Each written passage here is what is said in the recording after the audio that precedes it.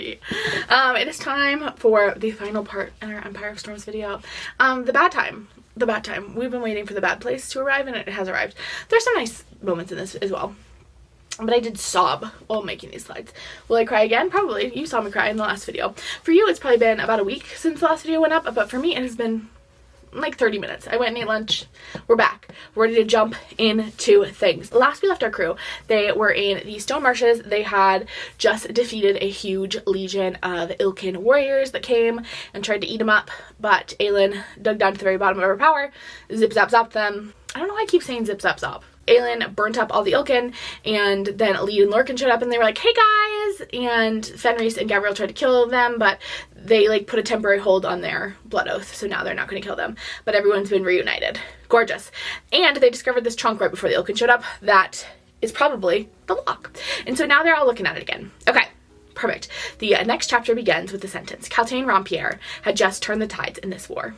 Because now they have 2 word keys and Erewhon only has 1. So they actually have the majority of the word keys. Great news. And Dorian is thinking, Lorcan blessed by Helios himself. Rowan had told him on that skiff ride into the Dead Islands. Helios, god of death, who traveled here with Neith, his consort. The hairs on Dorian's arms rose, scions, each of them touched by a different god. Each of them subtly, quietly guided here. It wasn't a coincidence. It couldn't be. It's like becoming very clear that they are like pawns in this much larger game. I mean, we've been talking about it, that this is not the first time this has happened, and it probably, like, the gods are using them in some way. Manon looks over at Dorian, who's feeling a little anxious as they stand around this chest with a lock in it, and she's like, what's up? And Dorian says, I have a really bad feeling about this. And Manon is like, explain. But they don't have time because then Aelin decides it's time to open the chest. She opens it up and Rowan like stops her from messing around with whatever is in that chest. He's like, okay, we're gonna get it on the ship and we'll investigate it there. Let's not mess around with it too much. But it's not the lock, or at least it's not what they expected. Like if it is the lock, it doesn't look the way they thought it would look. The stone chest held only one thing, an iron bound mirror. The surface near golden with age, speckled and covered in grime, and along the twinning intricately carved border tucked right up against the upper right corner was the eye of Elena. So there's a giant mirror, and Manon is immediately like, be careful with that. It's a witch mirror. You can see the future, past, present. You can speak between mirrors if someone possesses the sister glass. And then there are those rare silvers who forging demands something vital from the maker. Manon's voice dropped low. Dorian wondered if even among the Blackbeaks, these tales had only been whispers at their campfires. Other mirrors amplify. Holds blasts of raw power to be unleashed if the mirror is aimed at something. And Aelin is like, Bobby L. Legs was meeting with the king about these mirrors, wasn't he? They're going to use them as weapons in the war. And Manon says they've been making towers, enormous yet capable of being hauled across battlefields, lined with those mirrors, for Erewhon to use with his powers, to incinerate your armies in a few blasts. Okay, great. So we've talked about the witch towers. They're connected to these witch mirrors, which are, honestly, you can use them for a multitude of purposes. They can tell the future, they can amplify powers, you can use them as FaceTime. Lots of purposes for these, but Manon's like, be careful with that. They pack it back up in the chest and they decide, again, they're gonna deal with it later. So they pack it up. Aelin is so tired. She's finally actually drained the full well of her magic. And so they are walking back to the ships. The boys are carrying the mirror and the chest, and Lysandra is up ahead of them and she senses something ahead. They're about to get back to the harbor where they left the ship. They get to the top of the hill. The Gulf is full of Melisandre's fleet. And Lorcan is like, we retreat. We get out of here. We still got time. And Aelin is like, they aren't going to fight us. And Lorcan is like, how do you know that with all of your war experience, 19-year-old girly? And Rowan is like, hey, don't talk to my queen like that. And Lorcan's like, we don't have any magic left. We just fought 500 Ilkin. We cannot fight these guys too. Lorcan goes to literally pick up Elide and run off because that's his plan, when a wall of paper-thin fire separated them, about as much magic as Aelin could summon. And by Manon, her iron nails stepping before him, as she growled, you are not taking Elide anywhere. Not now, not ever. Elide is like, Manon, I like chose him. I know he's kind of annoying, but like, he's my annoying guy. And Manon is like, we can talk about it later. But right now you are not going with him. She is very much like, Elide, you are grounded. We will speak of this later. And Lorcan's looking cranky, and Aelin is like, I don't have time for you. Go brood somewhere else, Lorcan. Go brood somewhere else. You can't have Elide right now. And then Aelin says, let's go say hi. They go down to the beach, and there's a bunch of like hooded figures standing on the shore. And she goes up to one, and Aelin immediately recognizes her as soon as she removes her hood to reveal bright red hair. That full mouth slanted into a half-grin as Ansel of Briarcliff, Queen of the Waste, drawled, "Who gave you permission to use my name in pit fights, Aelin?" "I gave myself permission to use your name however I please, Ansel. The day I spared your life instead of ending you like the coward that you are." That cocky smile widened. "Hello, bitch," Ansel purred. "Hello, traitor." Aelin purred right back, surveying the armada spread before them. "Looks like you made it on time, after all." Okay, let's recap in case you forgot who Ansel is. Assassin's Blade refresher. So, after the pirate situation, Aelin was sent to the Red Deserts, where she was to train with new assassins. She gets there, and Ansel is her roommate. And she is this princess from Briarcliff whose whole family was massacred by the witches. And they became besties. It's essentially Aelin's, like, first, like, friend who's a girl. Like, Aelin has had no female friendships up until this point, and Ansel is her first one, which is a real bummer because Ansel then does go off and try to murder everyone at the Red Desert, including the Mute Master, the guy who's in charge, because she is trying to get an opportunity to get ahead so she can get her kingdom back. She, like Aelin, has a kingdom that she's trying to reclaim. Aelin had promised Ansel that she would give her 20 minutes to get out of range, like as a sign of their friendship. And she gets to go fire that arrow at exactly 20 minutes, and Ansel's still within range, and Aelin waits 1 more minute for her, so she's too far for Aelin to shoot, and she shoots at 21 minutes. I guess in Near Fire, we learned that Ansel had reclaimed her throne when Manon went to talk to the spiders. And then in Queen of Shadow, Aelin started using Ansel's name in pit fights while she still had that bright red hair, because she knew that message that someone in Rifthold would, which was Selena Sarthothian, was using her name, and she knew it would get back to Ansel. Obviously Manon and Ansel are going to get along because Briarcliff is, like, well within the Western Waste. Like, it's a kingdom of people within the Western Waste, which Manon, as a witch, thinks the Western Wastes are, like, her birthright, her homeland. Also, the witches did murder Ansel's entire family, so... Ansel bows at Aelin and says, as requested, your fleet." Aelin snorted. "Your soldiers look like they've seen better days." "Oh, they always look like that. I've tried to get them to focus on outside appearances as much as improving their inner beauty, but you know how men are." We love Ansel. Ansel is, like, sassy and, like, has this, like, real, like, kinship with kind of, like, the Selena Sarthothian part of Aelin.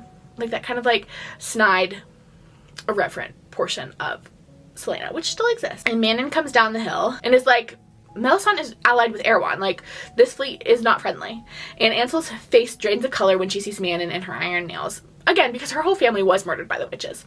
And Aelin is like, "She's not from Melisande. The Wastes are allied with Terrasen." And Manon Blackbeak said in a voice like death, "Who is she to speak for the Wastes?" And Aelin's like, "Time for introductions. Manon Blackbeak, heir to the Blackbeak witch clan, and now the last Crocian queen. Meet Ansel of Briarcliff, assassin and queen of the Western Wastes." So now they're all getting back on the boats, and Manon's in a cranky mood as they row out to their ship. Well, one, Ansel is annoying her, for sure.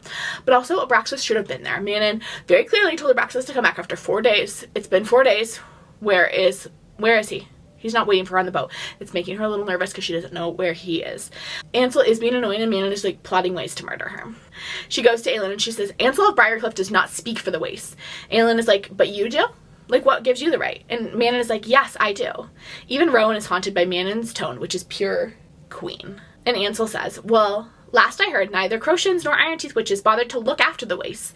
I suppose that as someone who has fed and guarded its people these past 2 years, I do get to speak for them and decide who we help and how we do it." Ansel smirked at Aelin, like the witch wasn't staring at her throat, as if she'd rip it out with her iron teeth.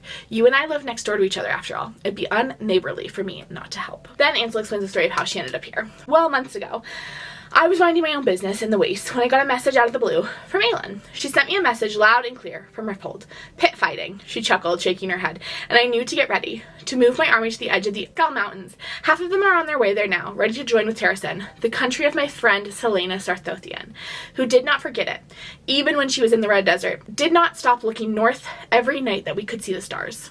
There was no greater gift than I could offer Trepay to her than saving the kingdom that she did not forget." And that was before I got her letter months ago telling me who she was and that she'd got me if I didn't assist her in her cause. I was on my way with my army already, but then the next letter arrived telling me to go to the Gulf of Oro to meet her here and follow a specific set of instructions. That's how she ended up here, is because back when they were in Ilium, when Aelin first got word of like the fleets of ships headed down here, she sent a letter to Ansel asking her to like kind of intercept them. And then Ansel brings up a little present out for Aelin. She brings a horse out of the stable. It's Aelin's Asterian mare that she stole with Ansel in Assassin's Blade. They like went on a little like side quest in Assassin's Blade and they stole these mares. And Aelin had sold her Asterian mare to the Queen of Melisande when she got back to Rifthold back in Assassin's Blade. She sold it for Sam's freedom. That's how she bought Sam's freedom. And Ansel has stolen it back for her. Oh, and she like dropped it as a reference. We referenced this Asterian mare also in Crown of Midnight. She like dropped it like an Alexis Rose. One time I stole an Asterian mare with the Princess of Briarcliff. Rowan couldn't remember the last time he'd seen Aelin beam with pure delight as she breathed Cassida, the name of her horse. Do you know, Ansel went on, that I rather enjoy pillaging? With Melisandre's troops spread so thin for Morinth, she really had no choice but to yield. Though, she was particularly furious to see me claim the horse, which made worse when I took her out of the dungeon to reveal that Terrasen Flag now flies alongside my wolf at her own damn house. What? Aelin blurted. Aelin and Ansel faced them, brows high. Dorian staggered forward, a step at Ansel's words, and the Queen of the Waste gave him a look that said she'd like to pillage him. Ansel gestured to the ships around them with a broad sweep of her arms. Melisandre's fleet is now our fleet, and its capital is now ours too. She jerked her chin at Aelin. You're welcome. Manon Blackbeak burst out laughing. And everyone kind of wanders off. Elide and Manon are like chatting for the first time. Elide and like talking about what they know of like the 13 and kind of what has happened since they have been separated. Also, I feel like Manon is probably giving Elide a little bit of a lecture about Lorcan and like probably giving her the birds and the bees talk. But like Manon's version, which I would pay money to hear. I assume it includes ripping men's throats out if they cause you any problems. And I would love to hear, again, I would love to hear that version. We don't get to hear that. We're just kind of told that everyone's all over the place. We do kind of zoom in to Aelin and Lysandra. And Aelin comes over to Lysandra and is like talking to her. And he's like, you've seemed kind of off for the past few days. Ever since she went and talked to Aelin when she was throwing up in that bathroom. Are you okay? And Lysandra says, nothing, I'm just tired. Aelin says carefully, we've been battling our way across the continent, even after 10 years of this, it still drains me, not just physically, but in my heart. And Lysandra goes, I thought it all seemed a grand adventure. Even when the danger was so horrible, it was still new, and I was no longer caged in dresses and bedrooms. But that day in Skull's Bay, it stopped being any of that. It started being survival, and some of us might not make it. Her mouth wobbled a bit. I never had friends, not as I do now. And today on that beach, when I saw that fleet and thought it belonged to our enemy, for a moment, I wished I'd never met any of you, because the thought of you. She sucked in a breath. How do you do it? How have you learned to enter the battlefield with your bane and not fall apart, with the terror that not all of you might walk off of it? And he said plainly, you have no choice but to learn to face it. He wished she didn't need to think of such things, to have such a weight on her. The fear of loss can destroy you as much as the loss itself. And Lysandra's like, it seems like we're going to need to remind ourselves a lot about that in the coming days. And then Aelin says, and also take time to remember to enjoy the time we do have. We are not promised more than like this moment, and we need to enjoy it. And Lysandra's like, I enjoy whatever it is between us. And Aelin is like, whatever it is between us? And Lysandra is like, I know my history is unappealing. That hurts my feelings. I just want to hold her little face in my hands and like kiss her on the forehead and tell her that she's like literally the best thing ever. And if Aelin is ever mean to her, I will kick him right in the nuts. Like, oh, sweet, sweet little angel. And Aelin says, I'm going to stop you right there. And I'm going to tell you there's nothing unappealing about you. Nothing. Because this would be his last hunt. He had no intention of wasting each glorious moment in one go, of wasting any of the moments that fate had granted him. And now all he wanted was to show her. Every stream, every forest, and sea in Terrasen.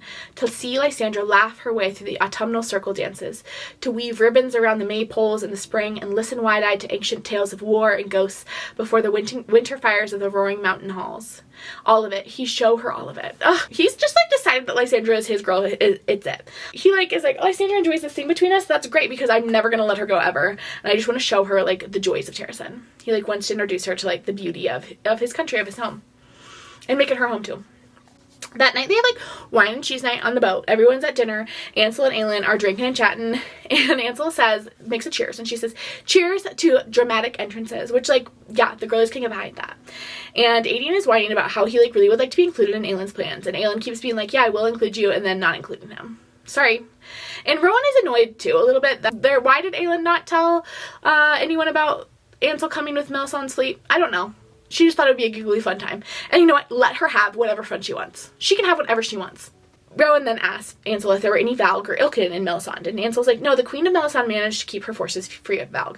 And Aelin is like, cool, that's good to know. So when we're doling out consequences at the end of this war, we'll know that she allied with Erwan freely of her own choice. Her and the Iron Teeth witches will be in good company. And Manon like flashes her teeth, obviously. And then Aelin says, I need more men. Like, it's so glad to have you, but I need more. And Ansel's like, you want me to raise you another army? And Aelin says, I want you to find the lost Croatian witches.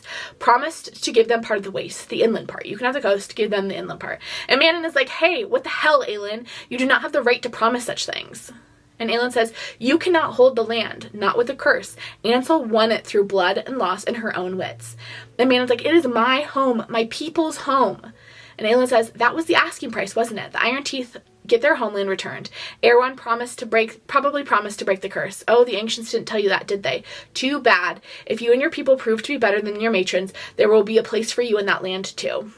And then Aelin turns to Ansel and she says, find the Croatians. And Manon is like, no. This conversation I'm not being excluded from. The Croatians are pretty much gone. They're almost extinct. We've hunted them like to the point where there's only a couple of them left. And Aelin says, okay, then Manon, what if their queen summoned them? And Manon says, I am no more their queen than you are. And then Ansel starts talking about, changes the subject, and she starts talking about how she had heard when Aelin had been taken to Endover. Like, even all the way in the waste, like, word had reached Ansel that Aelin had been taken to Endover. And she was still in the process of taking her kingdom back. It, like, took a little bit of time, about a year, for her to feel solid enough to leave her people. And she was actually on her way to Endover to free Selena Sarthothian. She had made it all the way to the Rune Mountains before she received word that you had been taken out by the prince. Aelin's words were strangled. You tried to get me out. The fire cast Ansel's hair in ruby and gold. There was not 1 hour that I did not think about what I did in that desert. How you fired that arrow after 21 minutes. You told me 20, that you'd shoot even if I wasn't out of range. I was counting. I knew how many it had been. You gave me an extra minute. Lysandra stretched out, nuzzling Ansel's hand. She idly scratched the shifter. Aelin said, you were my mirror. That extra minute was as much for me as it was for you. Aelin clicked her bottle against Ansel's again. Thank you, Ansel just said. Don't thank me yet. I think this is really important and kind of the whole point of the Red Desert story in Assassin's Blade. Not only to like get Ansel as a character, who we love having Ansel as a character, but also there's a lot of conversation in the Red Desert about what it means to be a leader and what it means to have justice and mercy. And Aelin comes to the Red Desert and she has been beaten black and blue by Arabin. And when she leaves, the new master tells her to like remind her master that like we do not beat our disciples in the Red Desert. And I think Aelin letting Ansel go is this important turning point in herself where she realizes that like mercy can be more powerful than just allowing like the justice, right? Like the consequences of justice. Like Ansel should have been killed for what she did. Like it would have been just to kill Ansel. But instead Aelin chose mercy and now like look what it has given her. Again and again, Aelin's mercy and compassion is what allows her to be successful. A cloak in a cold dungeon and an extra minute in the desert. Like pulling Manon's hand up, not allowing her to drop because Astrid called for her. That's what allowed Elide to be brought back. Here, like again and again, we're just like shown that it is Aelin's compassion that is what is going to win this war for them. I love it! And then Ansel goes on and she says, so those fires in Elway weren't set by Erwan, they were set by Maeve because she knew people would blame you as the fire-breathing queen. Like, she knew that people are like, fire Aelin. And Rowan says to undermine Aelin, to make her look like a tyrant, not a savior. Like a threat worth banding against rather than allying with. But Maeve's forces are no longer here. They're along the coast and they fear that she's headed north to Terrasen, so they will follow her. So that's their plan. So their fleet, the Melisandre's fleet, along with the small, like, conglomerate of Rolf's ships that they still have from Skulls Bay, are now headed north to, I believe there's just 3 Rolf ships, and then Melisandre's fleet are all headed north to Terrasen to kind of intercept Maeve's fleet. That night, Rowan and Aelin are, like, in their room, and they're talking war strategy. We're going to go over the map. They go over here. He divided it into 3 lines. We've got the red line, the green line in the middle, and the blue line. And we've got an arrow the red arrow going from left to center is Ansel, and her army is going to hammer from the western mountains. And then we have Rolf and his armada, and the Mysians are going to come in from the coast, and the Bane and the other half of Ansel's army is going to sweep down the center. So Terrasen's army, the remaining force of Terrasen's army, as well as Ansel's like fleet that is on foot, are going to sweep down from the Staghorns to the center of the continent, all converging on Moranth. This is the plan. This is the scheme. Very complex scheme. They're all going to go there. And they're in their room alone, and Rowan is like, you've been moving armies into position. Like, Aelin has set all of this up. Aelin has positioned these guys here, here, and here. And Aelin is like, I need more men, and I need more time. And Rowan says, and what army will you be fighting in? I assume I won't be able to persuade you to stay behind the lines. And Aelin is like, yeah, where would the fun of that be? Obviously, I'm going to be fighting.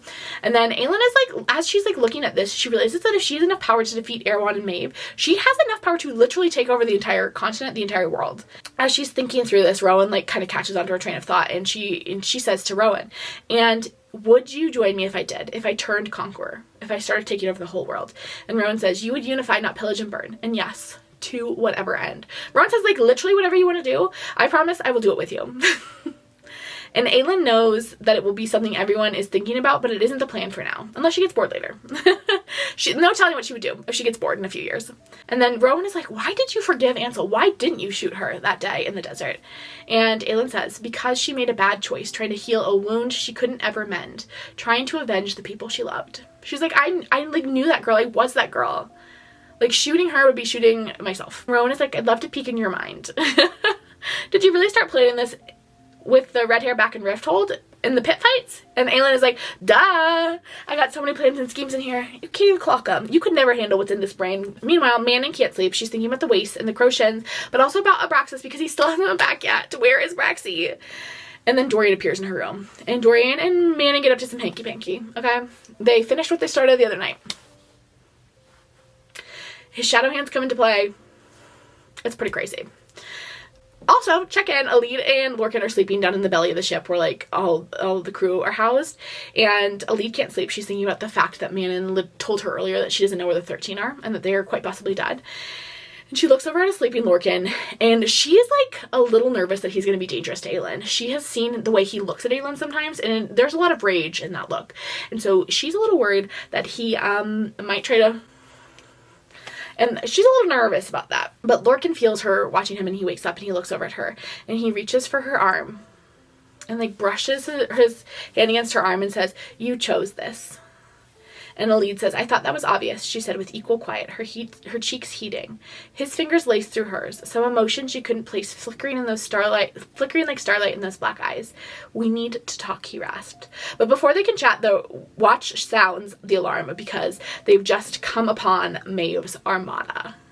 It's just before dawn, very, very early in the morning, and Maeve sends a rowboat over with a messenger telling Aelin to surrender or she'll sink their entire fleet to the bottom of the ocean, and they have one day to decide. They need to decide before dawn tomorrow. The cadre hasn't been summoned to Maeve's side, but Lorcan is freaking out because it's very dangerous for him to be this close to Maeve because Maeve is going to kill him. And Aelin wants to attack. Aelin is like, I think we should attack. I think we should just like start going after them. I don't think we should wait till dawn. I think we should attack. But Aelin isn't so sure. And Rowan is like so mad that they've come all this way to be stopped not by Erwan but by Maeve. They're like, we're trying to fight Erwan, and Maeve is just like, here for why? Why is she in the way? Why is she here? Just being annoying.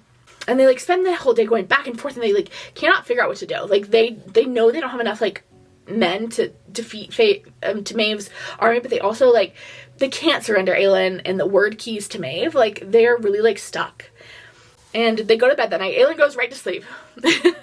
And Rowan is like a little worried about that almost. Aelin had been so calm. Shock, he realized. Aelin had gone into shock. Rowan had seen her rage and kill and laugh and weep, but he had never seen her lost. And he hated himself for it, but he couldn't find a way out. Couldn't find a way for her to get out of this. He would not let it end here. Not let this be what broke them. And so Rowan climbs out of bed so quietly so he doesn't wake Aelin. He kisses Aelin on the forehead, and he tiptoes out of the room. And he heads over to one of Maeve's ships, and he meets with his cousin, Enda. They had grown up and they'd been extremely close. They grew up really close to each other, around the same age. And first thing Edna. It's literally Edna. His name is Edna, okay? The first thing Edna says to Rowan is, "You're looking better." And Rowan says, "You too." And Edna's like, "Thanks to my mate." And Rowan says, "You mean to tell me you waited 100 years for him?" And Edna says, "When it comes to the right person, Prince, waiting 100 years is worth it." Rowan knew. He understood him so damn well that it made his chest crack to think of it. And Rowan makes a request of Edna, and Edna says he'll consider it. And then Rowan goes from ship to ship, talking to all his cousins, because apparently there's like a lot of Whitethorn cousins. Rowan is literally cousins with every single person. So maybe we shouldn't be surprised that him and Aelin are distant cousins, because everyone is his cousin. And he makes the same request of all of them. We don't know what the request is, but he's up to something. He's doing a scheme in the night. What an Aelin sort of move. About an hour before dawn, Dorian goes into Manon's room, grabs Manon, and then brings her, they both go to Aelin's room. And Aelin is awake, and she's like, "What is it?" And Dorian pulls the sheet down from the witch mirror where it hangs in the corner and says, and Manon's like, "Hey, be careful, that is a witch mirror." And Dorian says, "I don't think the witch mirror has any power, or rather, not a tangible brute power. I think its power is knowledge." Aelin's steps were near silent as she approached. "I was told the lock would allow me to bind the 3 keys into the gate. You think this mirror knows how to do that?" And Dorian says, I think this mirror's power is knowledge. I think it will show you how to safely wield the keys. You can come back here and wield them without consequence." And Aelin says, "What do you mean, come back here?" Manon answered, stepping closer as she studied the mirror. "It's a traveling mirror." Aelin was like, "Okay, I wish you would have thought of this earlier, Dorian, okay? We have 1 hour till we're supposed to, like, Maeve is going to come over and expect an answer." And Dorian says, "You can stop this battle before the losses are too great on either side." He added carefully, "We are already out of time, Aelin." Those turquoise eyes were steady. If not still furious, he'd beat her to the riddle, but something flickered in them. "I know," she said. "I was hoping," she shook her head, more out herself. "I ran out of time," she murmured, as if it were an answer, and considered the mirror, then Manon, then blew out a breath. "This wasn't my plan." And Dorian says, "I know, that's why you don't like it." Which is true. He did read her for that one. Because, like, yeah, the reason she doesn't like the plan is because it's not her plan. She likes her plans. Like, that's what the riddle means. Flame and iron together bound, merge into silver to learn what might be found. A mere step is all it should take. Flame being Aelin, iron being Manon, bound together, merge into silver, silver being the mirror, to learn what must be found. A mere step is all it should take. They just need to walk into the mirror, and then they will learn what they need to. I think they hold hands. They hold hands, whether they do in the book or not. I think they're holding hands, and they step into the mirror. And Aelin walks in the room right as they're walking into the mirror, and obviously he's shouting and screaming and yelling, trying to get them to stop, and he's super annoyed. The next we see, Aelin is running around the whole ship being like, "Ah!" Aelin just got stepped into a mirror because Dorian thought it was a good idea, and Dorian does indeed have a black eye, because Aelin did punch him in the face. Rowan's back on the boat. He spent all night going from boat to boat in Maeve's forces, and so, like, he's looking at a little haggard. And Aelin is trying to, like, bust into the mirror and follow the girlies. It's not working, obviously. It's a magic mirror. Also, please don't break it. They're not gonna be able to get back out if you break it, okay, sir? And Elide's like, so what's the plan then? Because we can't wait for Aelin and Manon to come back, because what if they don't? So we probably need a backup plan. And Aelin snaps at her because he's cranky and is like, "Don't, blah, blah, blah." I don't even remember what he says. He just says something mean. And Lorcan's like, "Hey, don't yell at Elide, the precious baby princess angel. Okay, that's not what we're doing here." And Rowan is like, "We ready for battle." And Rowan then is talking to the cadre boys and Elide, because Lorcan just carries Elide around like she's Paris Hilton. He's Paris Hilton and she's like his little toy chihuahua. I think he would treat her with just as much care. Honestly, I feel like Paris Hilton loves her little chihuahuas. Tinkerbell. Elide is Tinkerbell. Lorcan is Paris Hilton.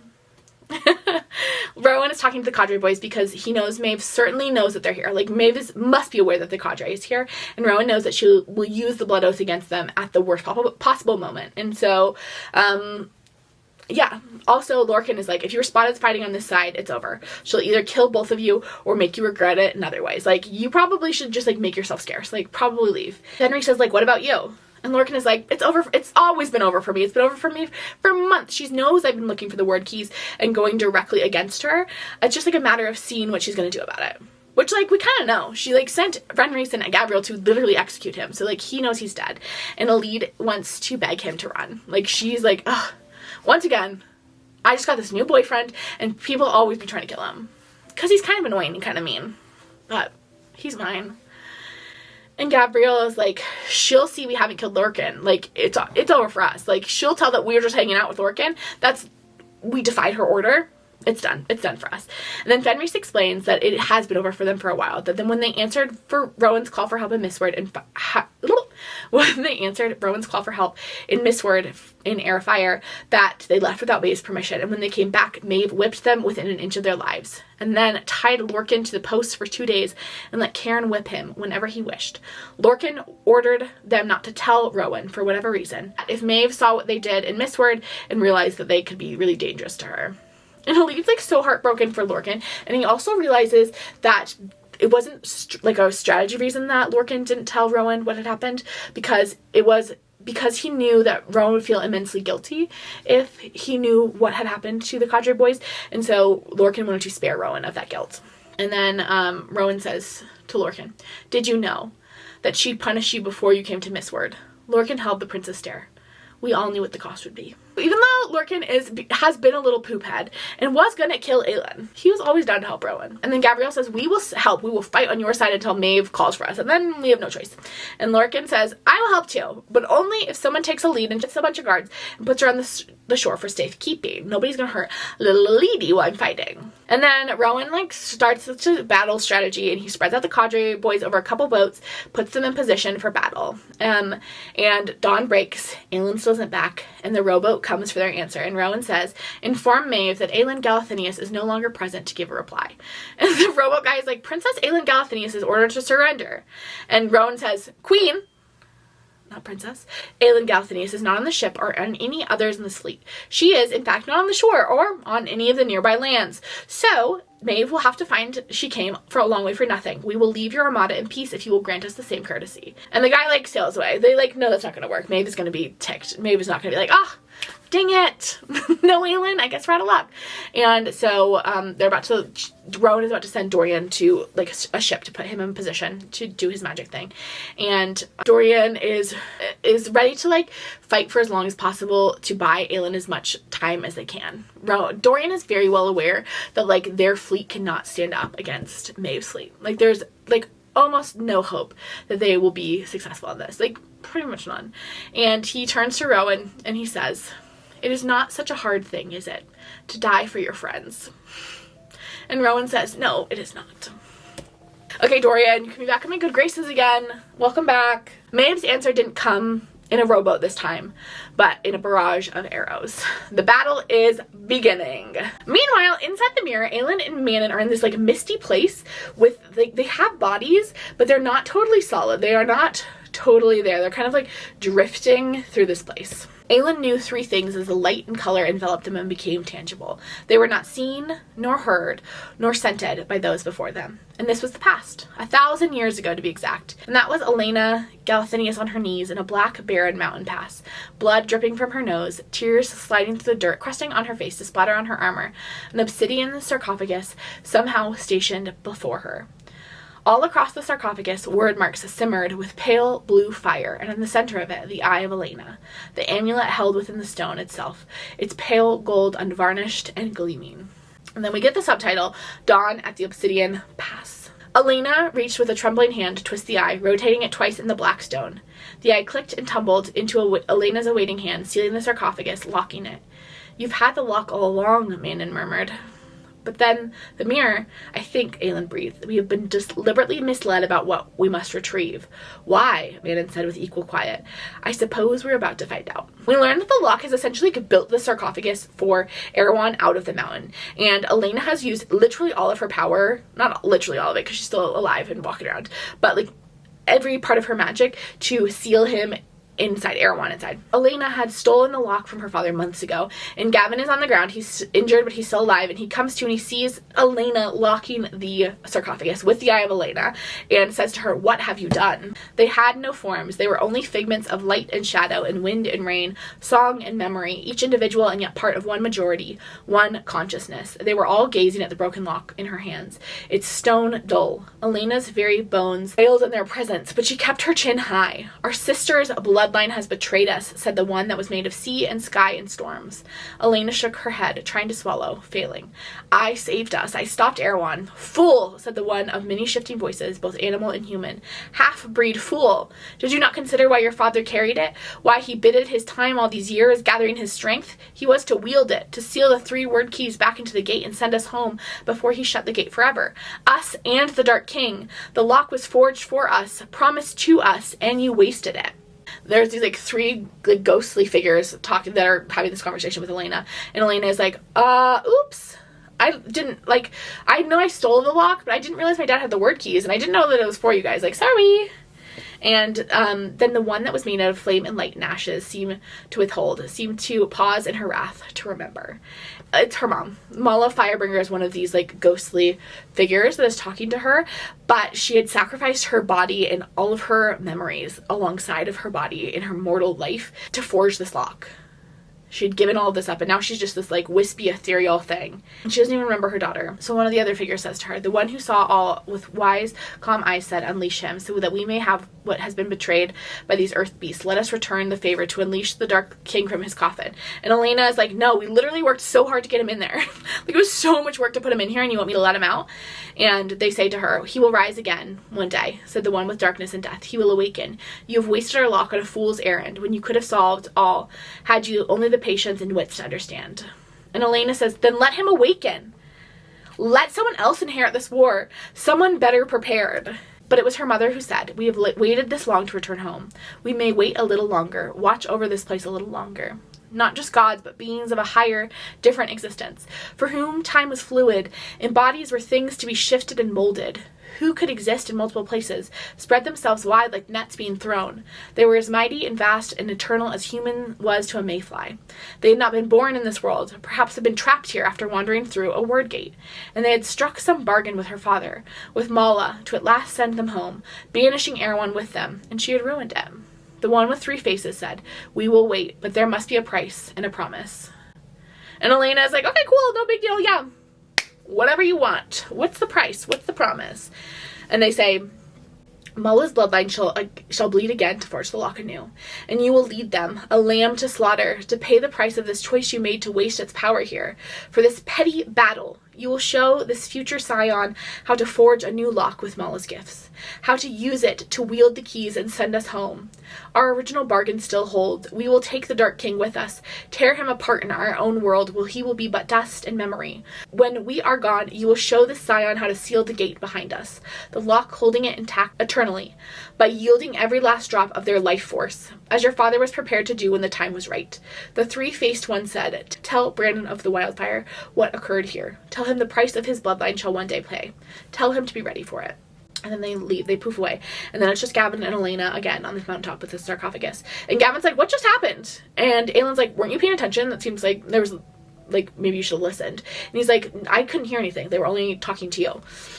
And Aelin's like, we don't have to pay the price till later. And then she continues, since she had already damned herself, damned her bloodline, she figured there was nothing left to lose in lying. Not this one time, the last time. Erewhon will awaken again one day when the time comes. I will help those who must fight him. She does not say that, like, they're gonna have to build a new lock out of their own body. Okay, great.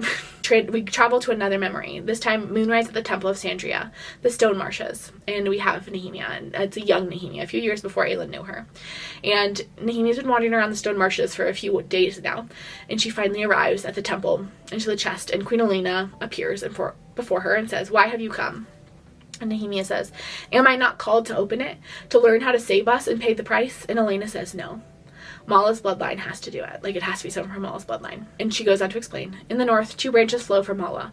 One to the Havilard house, where its prince with my mate's eyes possesses my raw magic in her brute power. The other branch flows through the Galathinius house, where it bred true, flame and embers and ashes. Aelin Galathinius is dead, Nehemia said. Not dead. No, she'd ensured that, still paying for what she'd done that wintry night. Just hiding, forgotten by a world so grateful to see such a power extinguished before it matured.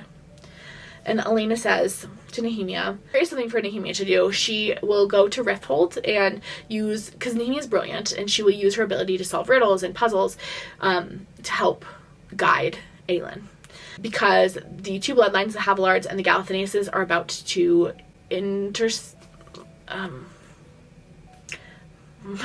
will converge. I have it literally written. I could have just read my notes. The 2 bloodlines will converge, and Aelin will, and she's like, Aelin's not going to be using the name Aelin. She's going to be using a different name, but, like, you will know her, and she's going to need your help. She's not going to be prepared to do what needs to be done. And Nehemia says, what will the price for this be?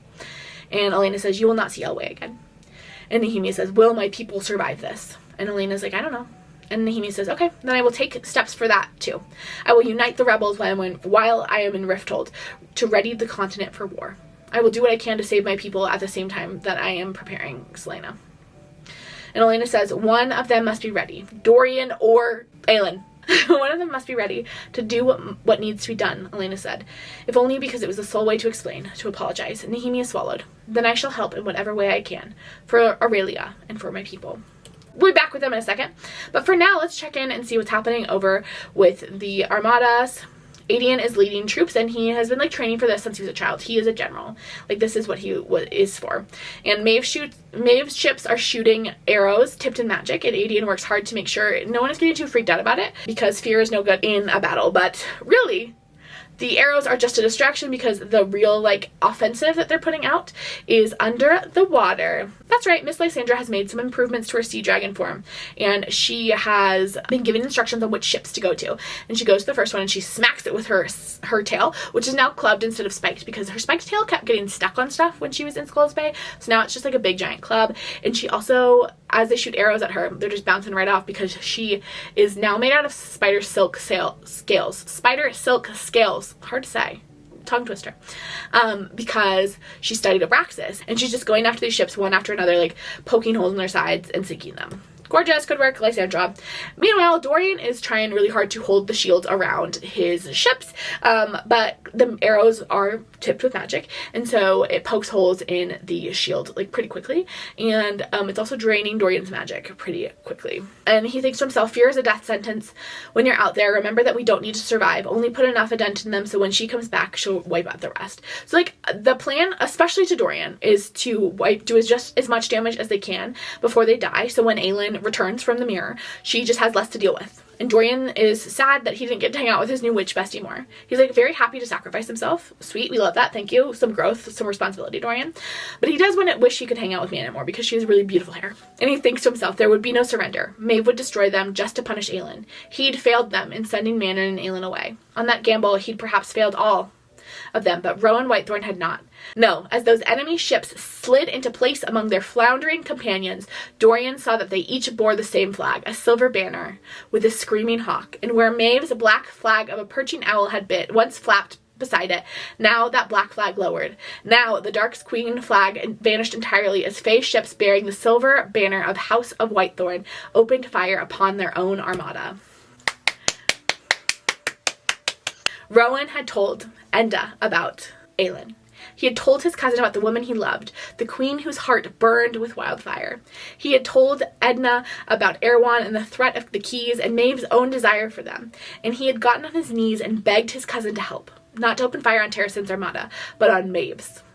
Not to squander this one chance at peace, at halting the darkness before it consumed them all, both from Morinth and from Maeve, to fight not for the queen who had enslaved him, but for the one who had saved him. I will consider it, Endymion had said. I am crying again at this point. Also, I was like, I was working on this morning. This is when these last few slides got pulled together. I had Chapel Rowan stuck in my head, so tears were coming down my face, and I was going, H-O-T-T-O-G-O. That was the mix of what was happening right now. Chapel Rowan and tears. The perfect combo. What else could you want from a morning activity? Act of treason. That is what he had begged them for. Treason and betrayal. So great they could never go home. Their lands, their titles would be seized or destroyed. Every single one of his cousins had attacked. Every single one, as if they had all met and all decided to risk ruination together. Rowan had not possessed an army of his own to give Aelin, to give Terrasen, so he had won an army for her. Through the only things Aelin had claimed were all she wanted from him, his heart, his loyalty, and his friendship. And Rowan wished his fire heart were there to see it, as the House of Whitethorn slammed into Maeve's fleet, and ice and wind exploded across the waves. And then we get Lorcan's perspective on what's happening, and Lorcan is just like watching all this from his ship, and he's surprised that Rowan had done all of this for Aelin. He knows what the Whitethorns are risking. He knows that Maeve will wipe them off the map for this treason, and he thinks they were fools. And then he continues, fools and yet Gavriel's son was bellowing Whitethorn's name, a god's damned victory cry, over and over, the men taking up the call. Then Fenris's voice lifted, and Gavriel's and that red-haired queen and the Cavallard king. Their armada soared for Maeve's, sun and sea and sails all around, blades glinting in the morning brightness. Even the rise and fall of the oars seemed to echo the chant. On into battle, on into bloodshed, they called the prince's name. For a heartbeat, Lorcan allowed himself to ponder it, the power of that thing that had compelled Rowan to risk it all. And Lorcan wondered if it would perhaps be the one force that Maeve, that Erewhon, could not see coming. I love this so much. Because defeat, like, the only way that Aelin and all of her people are going to be able to defeat Erewhon and Maeve is with, like, the power of love. And it is, like, true sheer perfection. That sounds like the cheesiest thing ever, but I think when done well, which I do think it is done well in this novel, I think it is also, like, the most powerful thing ever. But then as Lorcan is watching all of this unfold, he spies Gavriel and Fenris disappearing. He knows that Maeve has called them in. She's finally tugging on the blood oath and calling them to her side. And they reappear on the shore right next to where Lorcan had left Elide. And Lorcan did not care about the battle, about what he had agreed to do for Whitethorn, the promise he had made the prince. He had made a promise to her first. The soldiers weren't stupid enough to try to stop him, as Lorcan ordered one of them in charge and seized a longbow. He's going to Elide, because, Queen Maeve is headed for Elide too. Elide is on the shore. She can't really see the battle from where she's at, but she can hear it. It's very loud and noisy. And that goddess's voice keeps whispering keeps whispering in her ear to see, but there's nothing for her to see. She's like, I can't see anything. But as something blots out the sun, the goddess fled from Elide. And she's like, ooh, no, because she knows that, like, the sun getting blocked out must mean someone who's against Aelin, because Aelin gathers power from the sun because she is a descendant of Mala, the sun goddess. And so anything blotting out the sun is trying to make sure that that Aelin has less access to power. And Elide's like, oh, I hope it's not Vernon. I hope it's not Vernon. If it's Vernon, I'm toast. Like, there's no way I'm gonna be able to get away. I'm, like, essentially here by myself on the shore. There's, like, a few guards with her, but, like, she was supposed to be away from what was going on. But it was not Vernon who appeared. We'll come back to her in a second. Meanwhile, back inside the mirror, we are traveling through a few more memories. Now we are down in Queen Elena's tomb, and it's Nehemia and Elena. And Aelin is just like, this is hurting her to see Nehemia like this, to see kind of her beloved friend and not be able to, like, touch her and talk to her. I don't know, it's just, like, painful to go through these memories. And it's also becoming even more painful because she's learning that Nehemia knew the whole time that she would die in Rifthold. She knew the whole time, and, like, her whole life, her whole time in Rifthold was a sacrifice to make sure that Aelin would fulfill this promise, that she would go forward. And she watches Nehemia promise the queen to give her life in order to spur Aelin into action. Aelin was shaking in her half-invisible body, shaking so badly she thought her skin would ripple right off of her bones. Manon stepped closer, perhaps the only comfort the witch knew how to offer: solidarity. And add another one to the cry count. I am weeping. I'm literally never gonna get through Kingdom of Ash. The cry count is gonna be like 700.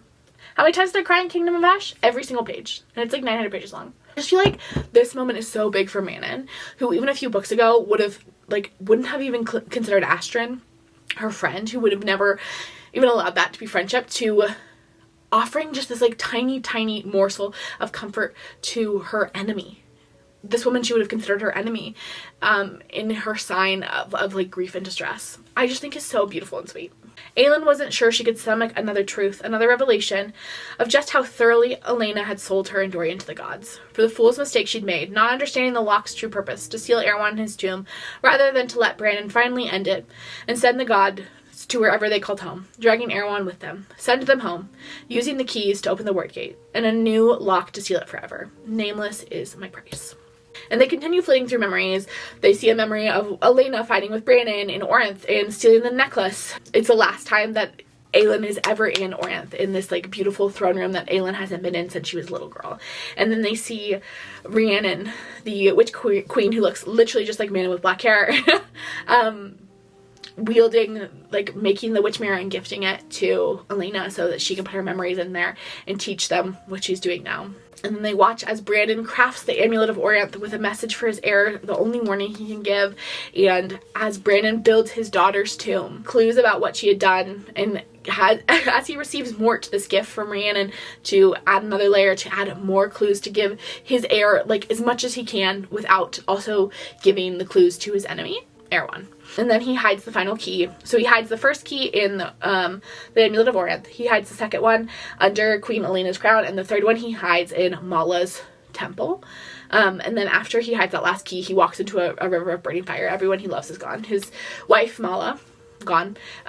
Sacrificed herself to make the lock. His daughter, Elena, has died. And he has no one left and nothing to live for. And he dies too. And Aelin says, "Nameless is my price." "I don't understand what this means," Manon said quietly. Aelin did not have the words to tell her. She had not been able to tell Rowan. Then Elena appears to them, as real as they are. Was it a choice, or just to spare Gavin's precious bloodline that I was the one who was selected? The voice that came through Aelin's throat was raw and vicious. Why spill Havillard blood, after all, when you could fall back on old habits and choose another to bear the burden? Elena flinched. Dorian was not ready. You were. The choice Nahimi and I made was to ensure that things went according to plan. According to plan, Aelin breathed.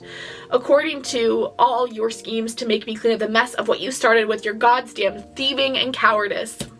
They wanted me to suffer, Elena said, and I have, knowing that you must do this. Cry me a literal river. It's been really hard to know that you're gonna die. And I have, knowing that you must do this, bear this burden. It has been a steady, endless shredding of my soul for 1,000 years. It was so easy to say yes, to imagine that you would become a stranger, someone who would not need to know the truth, only to be in the right place with the right gift, and yet I was wrong. I was so wrong. Elena lifted her hands before her, palms up. I thought Erewhon would rise and the world would face him. I did not know darkness would fall. I did not know that your land would suffer as I tried to keep mine from suffering. And there were so many voices even before Ardalan conquered it. It was those voices that woke me, the voices of those wishing for answer, for help. Elena's eyes slid to Manon, but then back to hers. They were from all kingdoms, all races, human, witch-kind, fae, but they all wove a tapestry of dreams, all begging for that one thing, a better world. Then you were born, and you were an answer to the gathering darkness. With that flame, my father's flame, my mother's might, reborn at last, and you were strong. Aelin, so strong, so vulnerable. Not to outside threats, but to the threat of your own heart, the isolation of your power. But there were those who knew you for what you were, what you could offer, your parents, their court, your great-uncle, and Adian. Adian knew you were the queen who was promised without knowing what it meant, without knowing anything about you or me, or what I did to spare my own people. The words hit her like stones. The queen who was promised, Aelin said, but not to the world, to the gods, to the keys. To pay the price, to be their sacrifice in order to steal the keys and the gate at last. Deanna's appearance hadn't only been to tell her how to use the mirror, but to remind her that she belonged to them, had a debt owed to them. And Aelin says, take me back to that night in the woods, the night where my parents died and I survived. And then we get to watch from the outside as Aelin runs across that bridge and then falls into the river. Elena says, they wanted me to take you right then. You had the Amulet of Orianth. Everyone thought you were dead, and the enemy was distracted with the slaughter. I could take you, help track down the other 2 keys. I was allowed to help you, to do that much. And once we got the other 2, I was to force you to forge the lock anew, to use every last drop of you to make that lock, to summon the gate, to put the keys back into it and send them home. And end it all. You had enough power, even then. It killed you to do it, but you were likely dead anyway, so they let me form a body to get you. Watch as little Aelin is carried down the freezing river, and she's clinging to a log, and Elena describes, she's like, you did not yield. You fought so hard that night. You did not yield. But when Aelin lands on the shore, she isn't breathing anymore. Baby Aelin is not breathing anymore. It was too cold. She survived the water, but she didn't survive the cold. Elena wasn't ready for Aelin to die when she had barely gotten to live, so she went and got Erebin and he pulled him down using goddess magic to the creek to find Aelin. As if I couldn't hate Elena anymore. This woman, a bane of my existence. Understand, mistakes happen. I don't know. We need to find another solution, girly pop. This is not working for me. This is nope, not working for me. You couldn't find anyone less heinous than Erebin Hamel to raise our girly. Thank you. Oh my gosh, thank you so much for sparing her life. I mean, letting her be raised by a monster. Elena's like, I knew what your training would entail, but I hoped it would be better than you being dead. I guess it was. I guess, sort of. Thanks. She's like, I hoped that it would give you at least enough time to maybe make the world better before the debt was called in. You were so young, Elena said again. And more than the dreamers, more than the debt, I wanted to give you time to at least know what it was to live. Aelin rasped. What was the price, Elena? What did they do for you for this? And Aelin says, when it is done, I go too. For the time I bought you, when this game is finished, my soul will be melted back into the darkness. I will not get to see Gavin or my children or my friends. I will be gone forever. Okay, bummer. Boo-hoo. And Aelin says, did you know that before? And Queen Elena says, yes. They told me over and over again, but I couldn't do it. I couldn't let you die there. And then Aelin says, why didn't you tell me from the start? And Elena says, you were barely climbing out of slavery, hardly holding yourself together, trying so hard to pretend that you were still strong and whole. There was only so much I could do to guide you, nudge you along. The mirror was forged and hidden to one day show you all of this, in a way I couldn't tell you. Not when I could only manage a few minutes at a time. Why did you tell me to go to Gwendolyn? Maeve poses as great of a threat as Erewhon. Glacier blue eyes met hers at last. I know. Maeve has long wished to regain possession of the keys. My father believed it was for something other than conquest, something darker, worse. I don't know why she only began hunting for them once you arrived, but I sent you to Gwendolyn for the healing, and so you would find him. The one who has been waiting...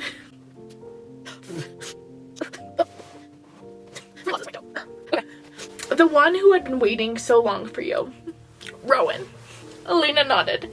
He was a voice in the void, a secret, a silent dreamer. And so were his companions, but the Fae Prince he was... Elena reined in a sob. I know. I've known for a long time. I wanted you to know that joy too, Elena whispered, however briefly. I did. Aelin managed to say, thank you. The witch mirror's power is fading. It will not hold you here for much longer. Please, let me show you what must be done, how to end it. You won't be able to see me after, but I will be with you until the very end. Every step of the way, I will be with you. Manon only put a hand on her sword as Aelin swallowed and said, show me then. So Elena did. And when she was done, Aelin was silent. Manon was pacing, snarling softly. But Aelin did not fight as Elena leaned in to kiss her brow, where that damning mark had been her whole life. A bit of chattel, branded for the slaughterhouse. Brandon's mark. The mark of the bastard born. The Nameless. Nameless is my price. To buy them a future, she'd pay it.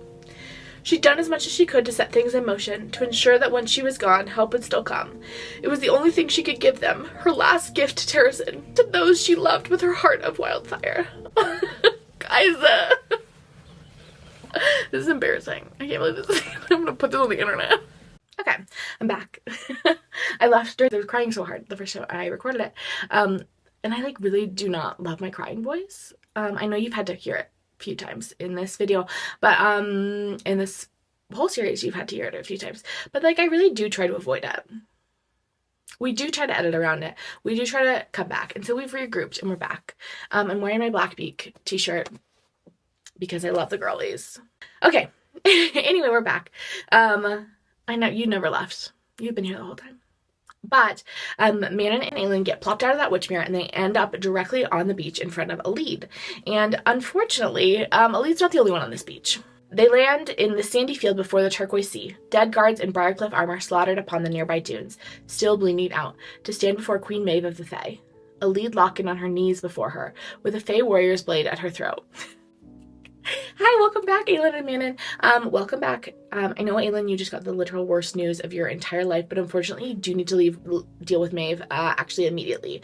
But we actually are not going to deal with that right now. We are going to circle back to the girlies, because we have to go check in on everyone fighting battles. First, we check in with Adian and Lysandra. Adian is battling on the ship.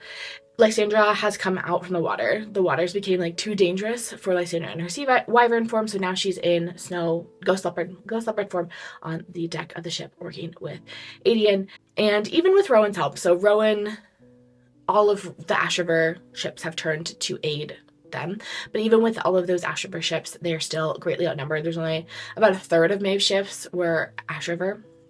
And so 2/3 are still Maeve's armada. And they have Briarcliff's armada too, but they are still outnumbered.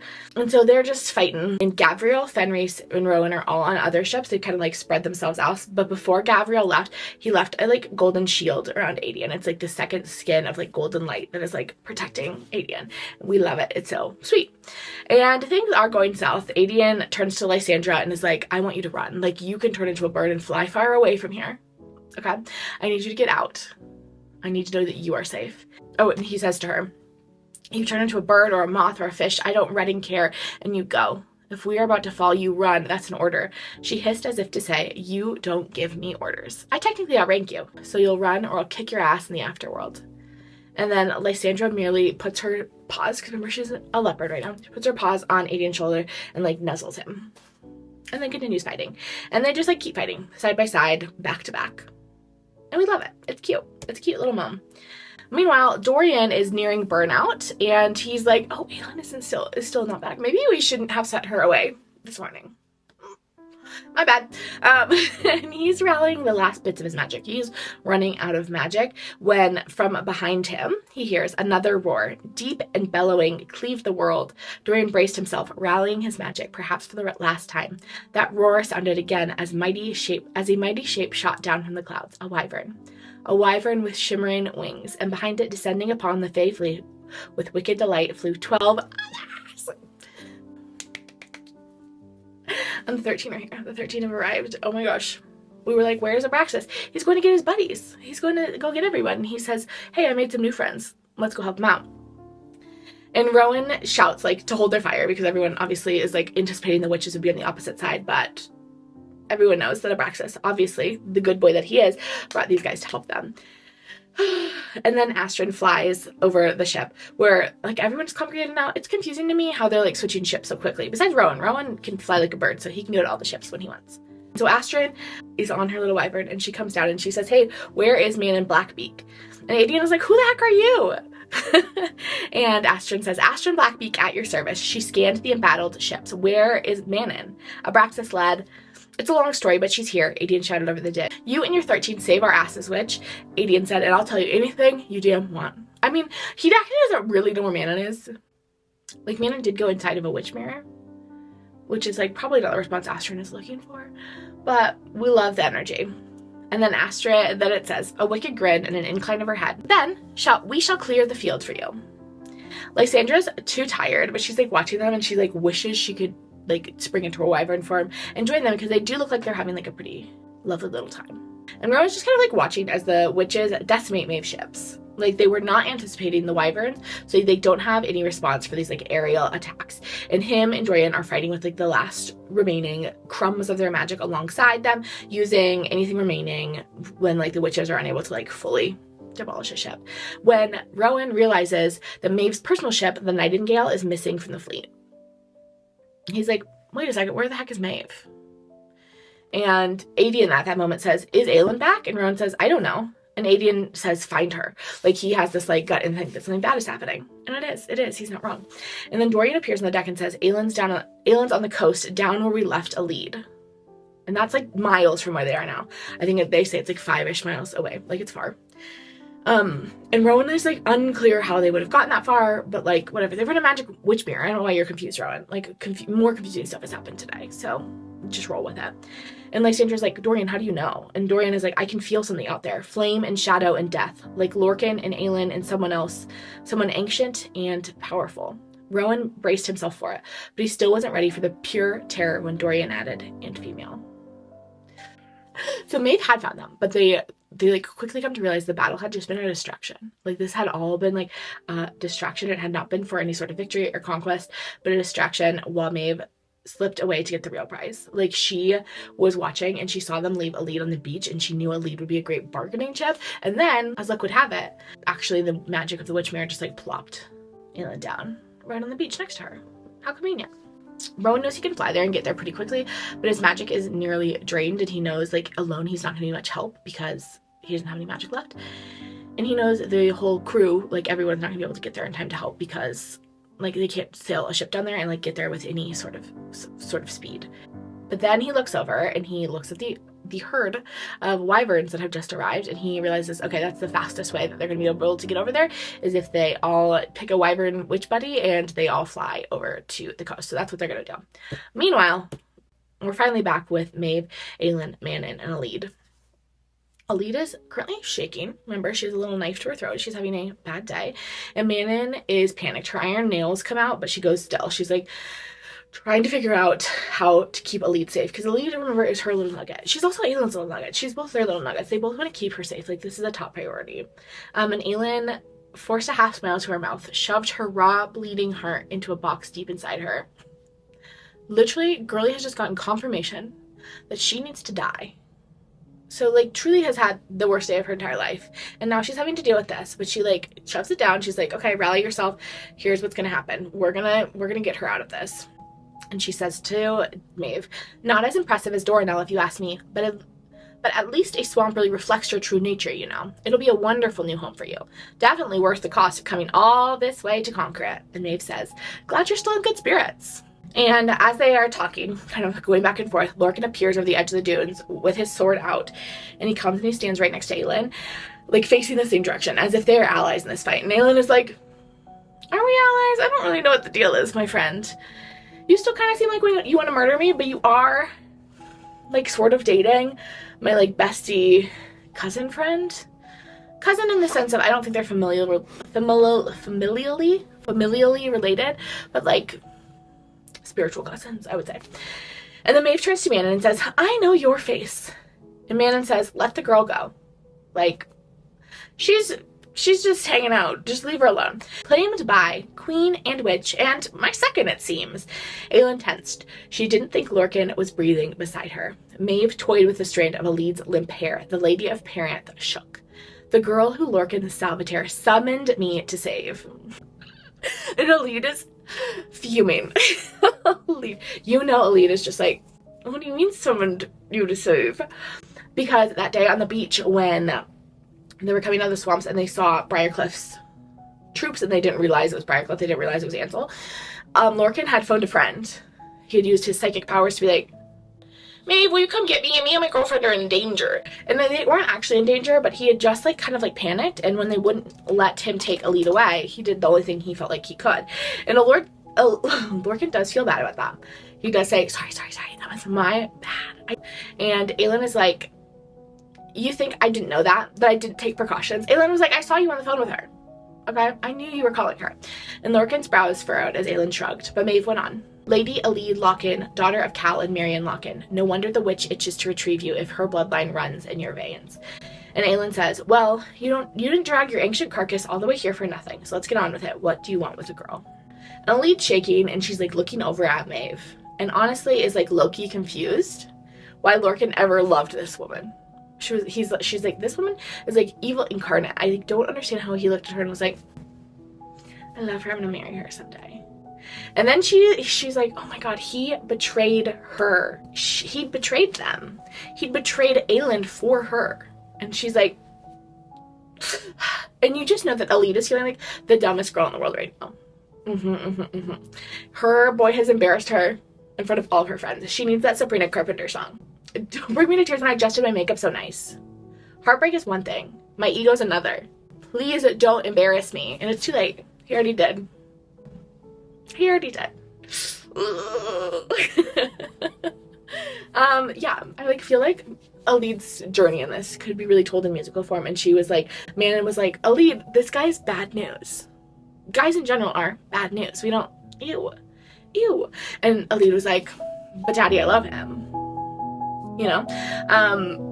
And now she's like, this is embarrassing. This is truly embarrassing. I like finally got to the queen and I brought someone who betrayed him. Oh my god. The boy has embarrassed her in front of all of her new friends. In my notes, I said, you know, she was screaming, but daddy, I love him to Manon earlier. But I think now she's beginning to understand the true Maddie Healy of it all. Yeah. Hopefully you speak Taylor Swift, because like I do believe Elide is starting to understand the true Maddie Healy of it all. Lorcan is Maddie Healy in this situation. He is Unforch McGorch, not Travis Kelce. And then Aelin explodes into flames, and Manon falls on her butt, but Lorcan uses the moment to slit the guard holding Elide's throat and to grab her.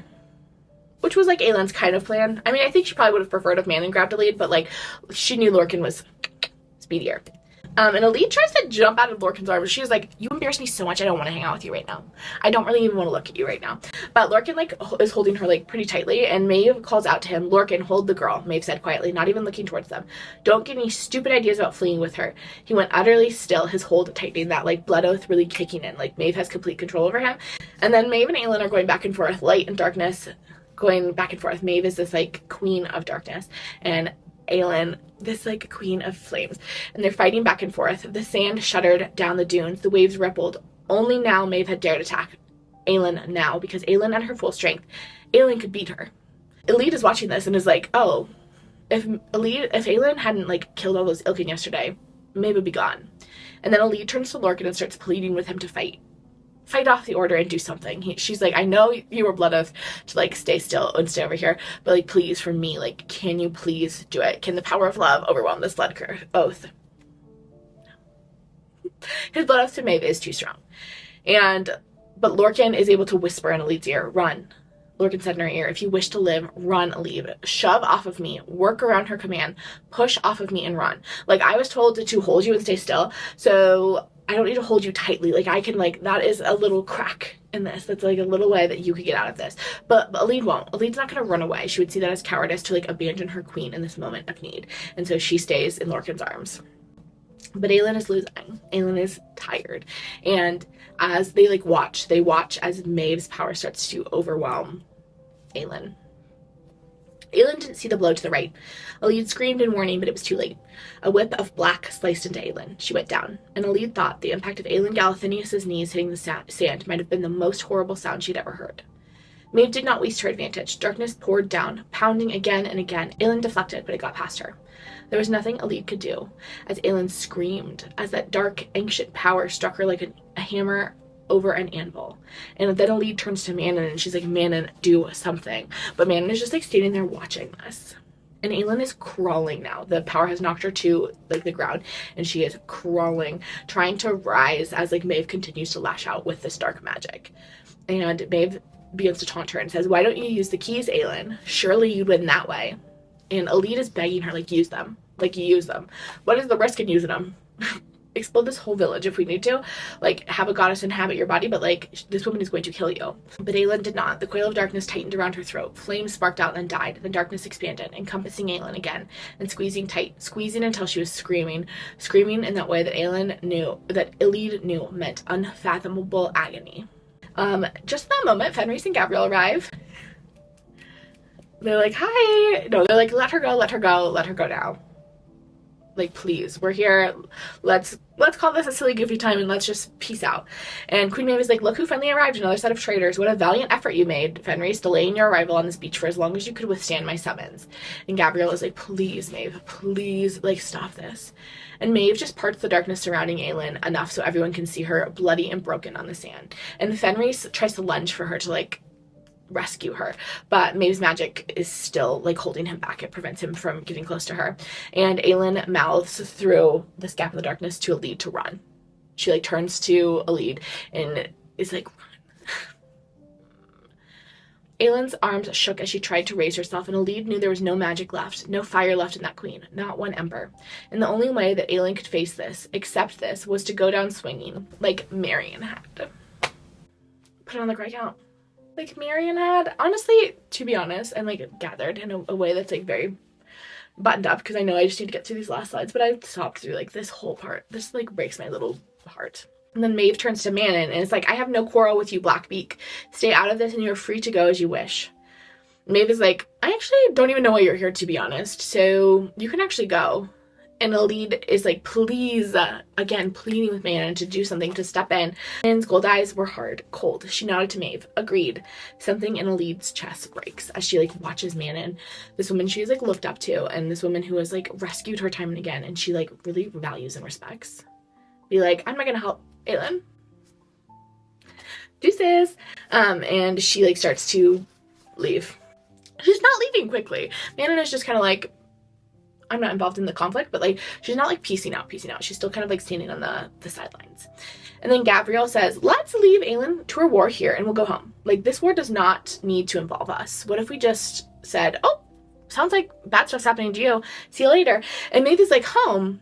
Is Dornell still your home? You're not acting like Dornell's your home. You've been acting like you hate it and you'd rather be with these guys. So, And Gabrielle's like, yes, it's an honor to serve you. And Maeve says, you, in your honor, you didn't kill Lorcan on sight as I commanded. And Gabrielle tries to explain. He's like, we tried, but... And Maeve says, yet you failed. Am I not supposed to discipline my blood bonded who failed me? And Gabrielle's like, of course, Maeve.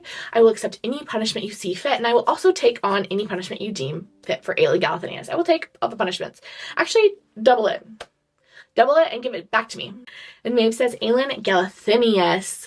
So much talk about Aelin Galathinius, the queen who was promised, well, Gabrielle, a vicious smile. If you are so invested in her court, why don't you join it?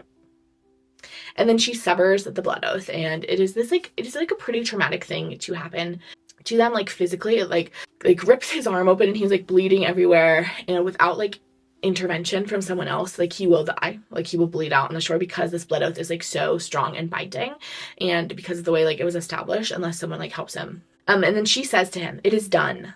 Let the world know you, a male of honor, have none, that you betrayed your queen for another, for a bastard of yours, for Adrian. And Gabrielle is just like lying on the ground bleeding. He's like super incredibly injured. He like can't do anything. And then Fenris pops up. He's like, my turn. Fenris would love his blood oath to be severed. And Maeve realizes this and is like, you'd like me to sever this too much, so your punishment is to remain. Your punishment is to stay with me. And then Maeve tells Aelin to rise, and Maeve uses her magic to strip Aelin of all of her weapons. And Aelin rasps, why? She's just like trying to buy herself time. Also, like, you know, if Maeve had a great answer for this, like, no one would be mad. Queen Maeve says, why bother with you at all? Because I can't very well let you sacrifice yourself to forge a new lock. Can I? Not when you already have what I want. And I have known for a very, very long time that you would give me what I seek, Aelin Galathinius. And I have taken the steps towards ensuring that. And Aelin is like, what do you mean? Haven't you figured out why I wanted your mother to bring you to me? Why I demanded such things of you this spring? Brannon stole the keys from me after I took them from the Valg. They were mine, and he snatched them. And then he mated with that goddess of yours, breeding the fire into the bloodline, ensuring I would think hard before touching his land, his heirs. But all bloodlines fade, and I knew a time would come when Brandon's flames would dim to a flicker, and I'd be poised to strike. But in my dark power, I saw a glimmer of the future. I saw that Mal's power would surge again, and that you would lead me to the keys. Only you. The one Brandon left clues for, the one who could find all three. And I saw who you were, what you were. I saw who you loved. I saw your mate. What a powerhouse you two would be, you and Prince Rowan, and any offspring of that union. You and Rowan could rule this continent if you wished, but your children would be powerful enough to rule an empire that could sweep the world. Aelin closed her eyes. The Fae males were shaking their heads slowly, not believing it. I didn't know when you would be born, but when Prince Rowan Whitethorn came into this world, when he came of age and was the strongest purebred Fae male in my realm, you were still not there. I knew what I would have to do, to leash you, to break you to my will, to hand over those keys without thought once you were strong and trained enough to acquire them. Aelin's shoulders shook. Tears slid past her closed eyes. It was so easy to tug on the right psychic thread that day. Rowan saw Lyra at the market, to shove him down that other path, to trick those instincts, a slight altering of fate. Oh gods, Fenris breathed. Maeve said, so your mate was given to another, and I let him fall in love, let him get her with child, and then I broke him. No one ever asked how those enemy forces came to pass by his mountain home. Aelin's knees gave out completely. Only the invisible hands kept her upright as she wept. He took the blood oath without question, and I knew that whenever you were born, whenever you'd come of age, I'd ensure that your paths crossed, and you'd take one look at each other, and I'd have you by the throat. Anything I asked for, you'd give to me, even the keys. For your mate, you could do nothing less. You almost did that day in Dornell. Slowly, Aelin slid her feet under herself again, the movement so pained that Elide cringed, but Aelin lifted her head, lips curling back from her teeth. I will kill you, Aelin snarled at the Fae Queen. That's what you said to Rowan after you met him, wasn't it? Maeve's faint smile lingered. I'd pushed and pushed your mother to bring you to me so you could meet him, so I could have you at last when Rowan felt the bond, but she refused. And we know how well that turned out for her. And during those 10 years afterwards, I knew you were alive, somewhere. But when you came to me, when you and your mate looked at each other with only hate in your eyes, I'll admit, I did not anticipate it. That I had broken Rowan Whitethorn so thoroughly that he did not recognize his own mate. That you were so broken by your own pain you did not notice it either. And when the signs appeared, the Karana bond washed away any suspicion on his part that you might be his. But not you. How long has it been, Aelin, since you realized he was your mate? Aelin said nothing, her eyes turning with rage and grief and despair. And add another to the cry count. The fact that Maeve tricked Rowan into believing that Lyra was his mate killed her to like break Rowan. This was something Aelin did not know, and something that makes Aelin pretty upset. But then Aelin admits she's known since that day at the temple when the arrow hit Rowan, when he threw himself in front of her, that they've been mates. She's known for a long time now. And Queen Maeve says, if it's any consolation, Aelin, you would have had a thousand years with Prince Rowan. Longer. My sister Mab's line ran true. The full powers, the shifting abilities, and the immortality of the Fae. You're likely about 5 years from settling. Cool. Cool. So, she's robbing Aelin of 1,000 years with her mate. Nice. Maybe it's so mean for, like, what reason? Like, for what reason? I feel like this is unnecessary. Like, the 1,000-year part, like, do we need to add that? And Queen Maeve says, perhaps we'll celebrate your settling together, since I certainly have no plans to waste you on that lock, to waste the keys, when they were meant, indeed, to be wielded, Aelin. And Fenris, again, is like, please, Maeve. He's been begging this whole time. He's been, like, intercutting this story with, like, please, let her go. And then Karn comes to the scene, and at this point, everyone has heard about Karn and how he is this, like, terrible, like, sadist monster. And Maeve is, like, I said you have a choice, and you do. Either you come with me willingly and get acquainted with Karn, or those eyes slid over to Lorcan, to Elide, and Elide's heart stopped, as Maeve said. Or I still take you and bring Elide Lorcan with us. I'm certain she and Karn will get along wonderfully. And Lorcan is like, no, absolutely not. And Maeve is like, no to what?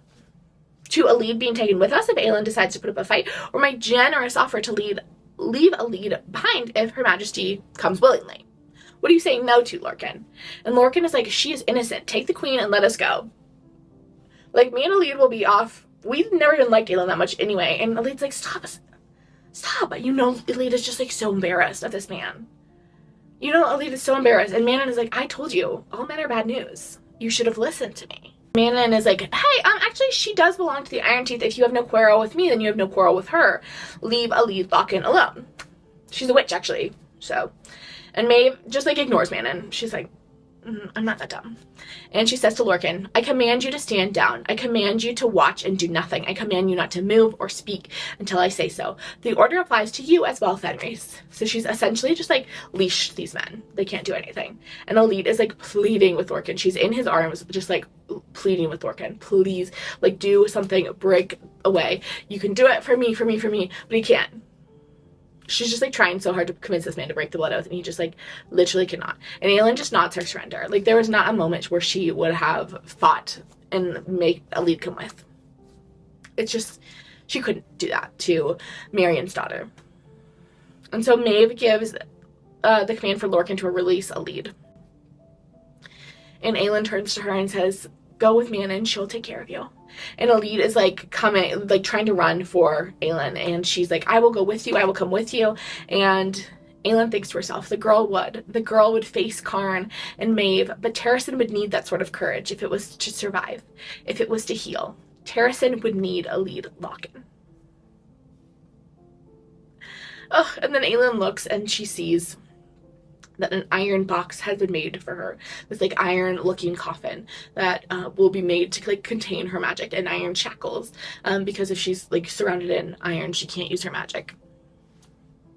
And then she looks over at Lorcan, and she can just see the gratitude on his face, and she knows that Lorcan is so immensely grateful to her for sparing the girl he has given his heart to, whether he knows it or not. Like, Elide has this boy's heart. Tell the others, Aelin breathed, trying to find the right words. Tell the others that I am sorry. Tell Lysandra to remember her promise, and that I will never stop being grateful. Tell Adian. Tell him that it is not his fault. And her voice cracked. I wish he had been able to take that oath, but Terrasen will look to him now, and the lines must not break. Elide nodded, tears sliding down her blood-splattered face. And tell Rowan, Aelin said, fighting her own sob, that I am sorry I lied. Tell him it was all borrowed time anyway, even before today. I knew it was just all borrowed time, but I still wish we'd had more of it. She fought past her trembling mouth. Tell him he has to fight. He must save Terrason. And remember the vows he made to me. And tell him thank you for walking that dark path with me back to the light. I'm glad we met. I'm proud to have known you. I think your mother would have been proud of you too, Elide.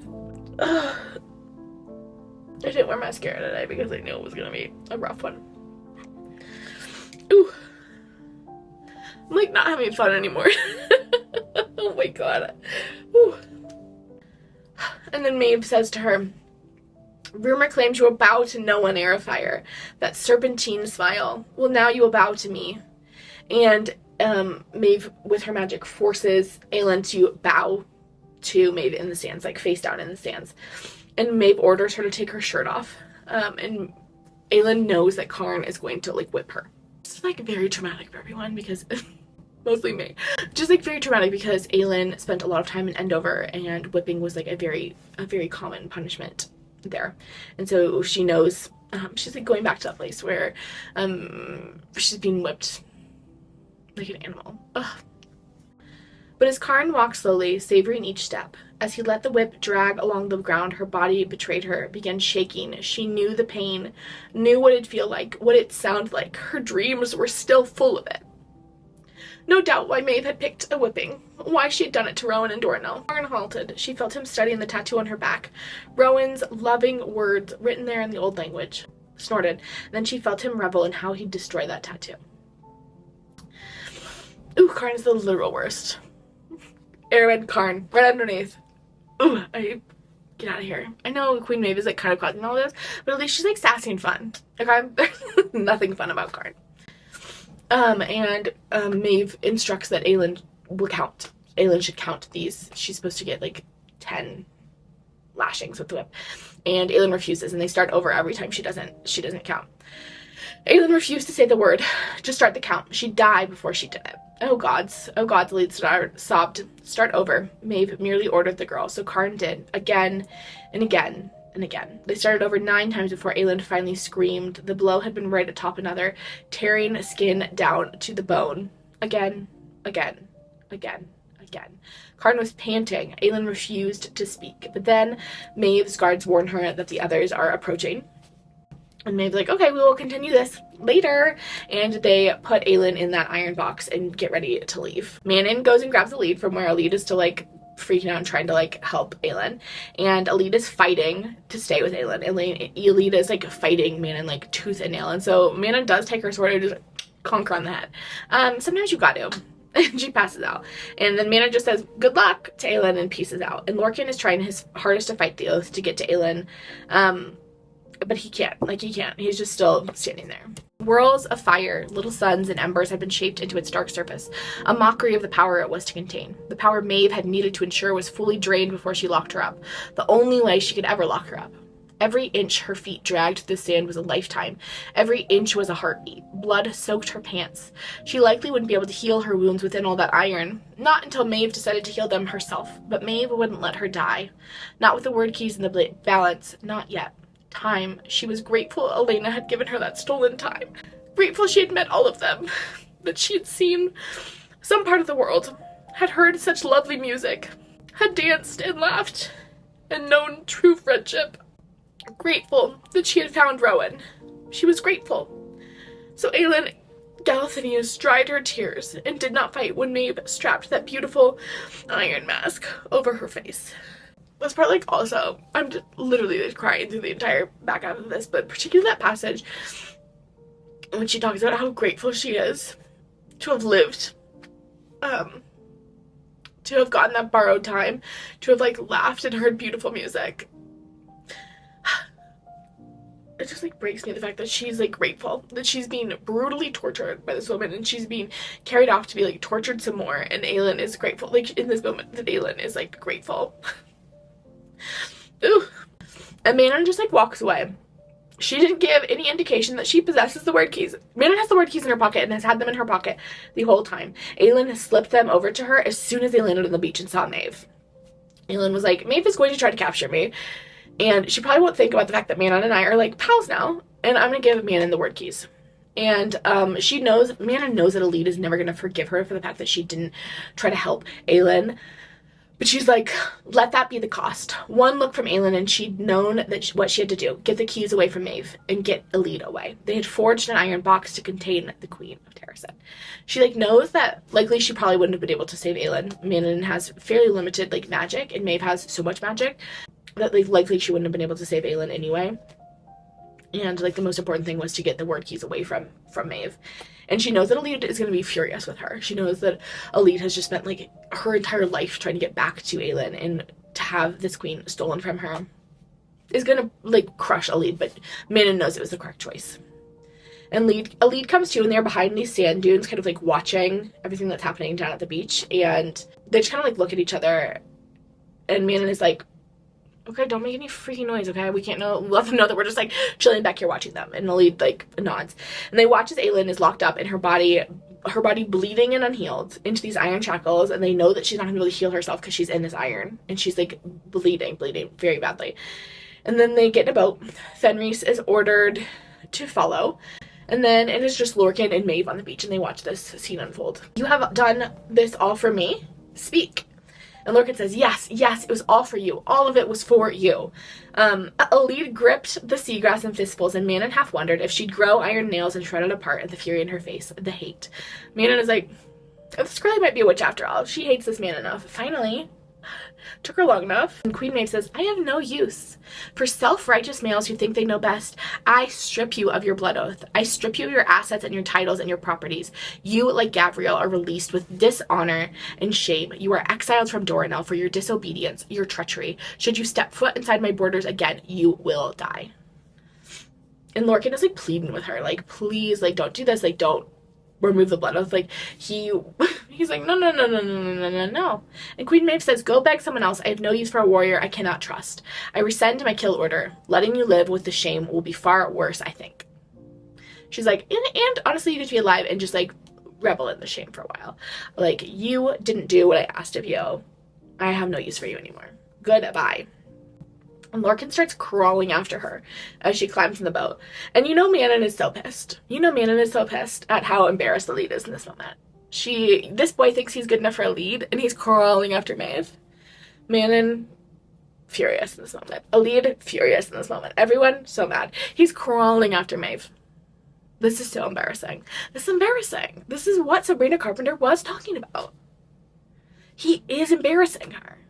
And then Manon's like, okay, we need to go. And then she hears Abraxos. Remember, she hasn't seen Abraxos yet. She was in the witch mirror when he arrived. And she hasn't seen him in days, and she was worried about him, and here he is!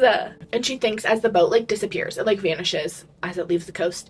Manon thinks, and for the sake of their world, Manon prayed the Queen of Terrasen could survive it. If only Aelin could then die for them all. She's like, I hope she survives this torture, so then she can die. Now Lorcan's laying on the beach covered in blood. Remember, the blood oath literally rips them open, and they're bleeding out. Him and Gabriel are both lying on the beach bleeding out. And Rowan stumbles onto the beach off this wyvern, and he starts shouting, knife to Lorcan's throat, where is Aelin? Where is my wife? And Lorcan begins weeping. He begins just weeping. And no one has ever seen Lorcan cry. Lorcan is, unlike me, not a crier.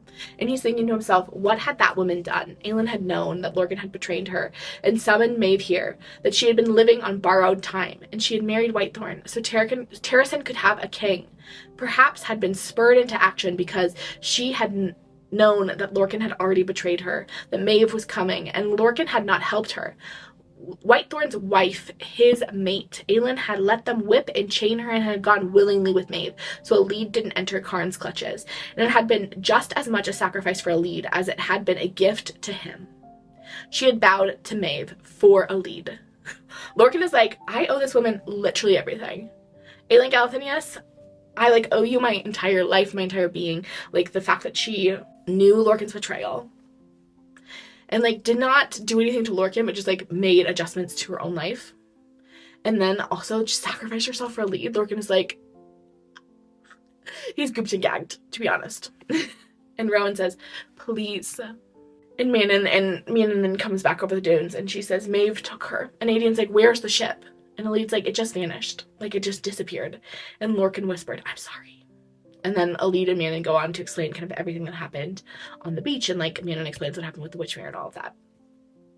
And then after they're done, Aelin turns to Lysandra and he says to her, "You knew." And Lysandra says, "She asked me that day on the boat to help her. She told me she suspected the price to banish Erewhon and restore the keys, what I needed to do." And Aelin says, "What could you possibly?" And Rowan says, "Aelin would die to forge the new lock, to seal the keys into the gate, to banish Erewhon, but no one would know. No one but us. Not while you wore her skin for the rest of your life." Aelin's plan, she knew she was going to have to sacrifice, knew from that moment on the boat where she threw up in that bathroom that she was going to have to die. And so she called for Lysandra in that moment because she knew that Terrasen needs a queen.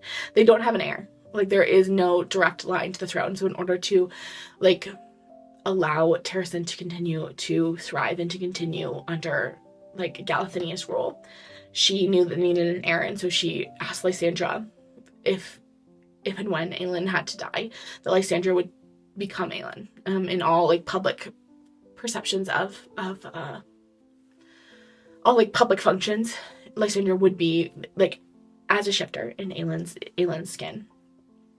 And then Aelin says, "But any offspring with Rowan wouldn't look anything like," and Lysandra says, "You would fix that, Aelin, with me." Because Aelin looks so similar to Aelin that any of their children together would look like Aelin. I guess then we have the issue of, like, well, they won't look like Rowan anymore. Don't even worry. That's not our concern. Our concern is that they look like Aelin.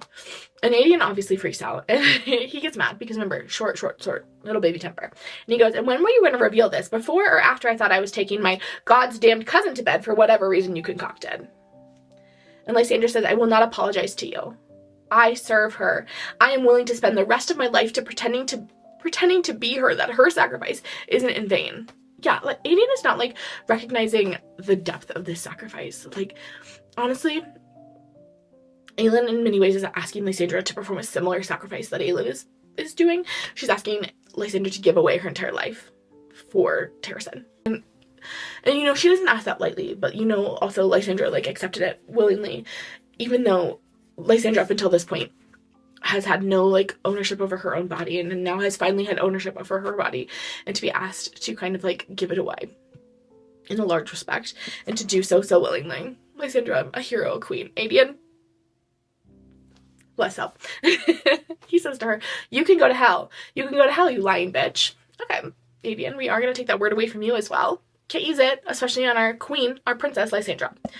Aelin is trash. This comment is not acceptable. I know he's had a really rough day. Everyone has had a rough day. I know everyone is, like, tired. I get that. But Lysandra is, like, essentially giving up her entire life for Aelin and for Terrasen, for this country that is not hers.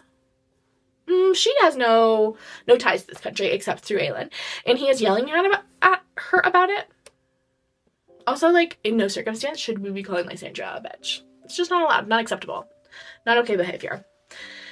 And then Lorcan stands up. He's swaying. He's not feeling great. He's lost a lot of blood. Elide walks over to him. She's pissed.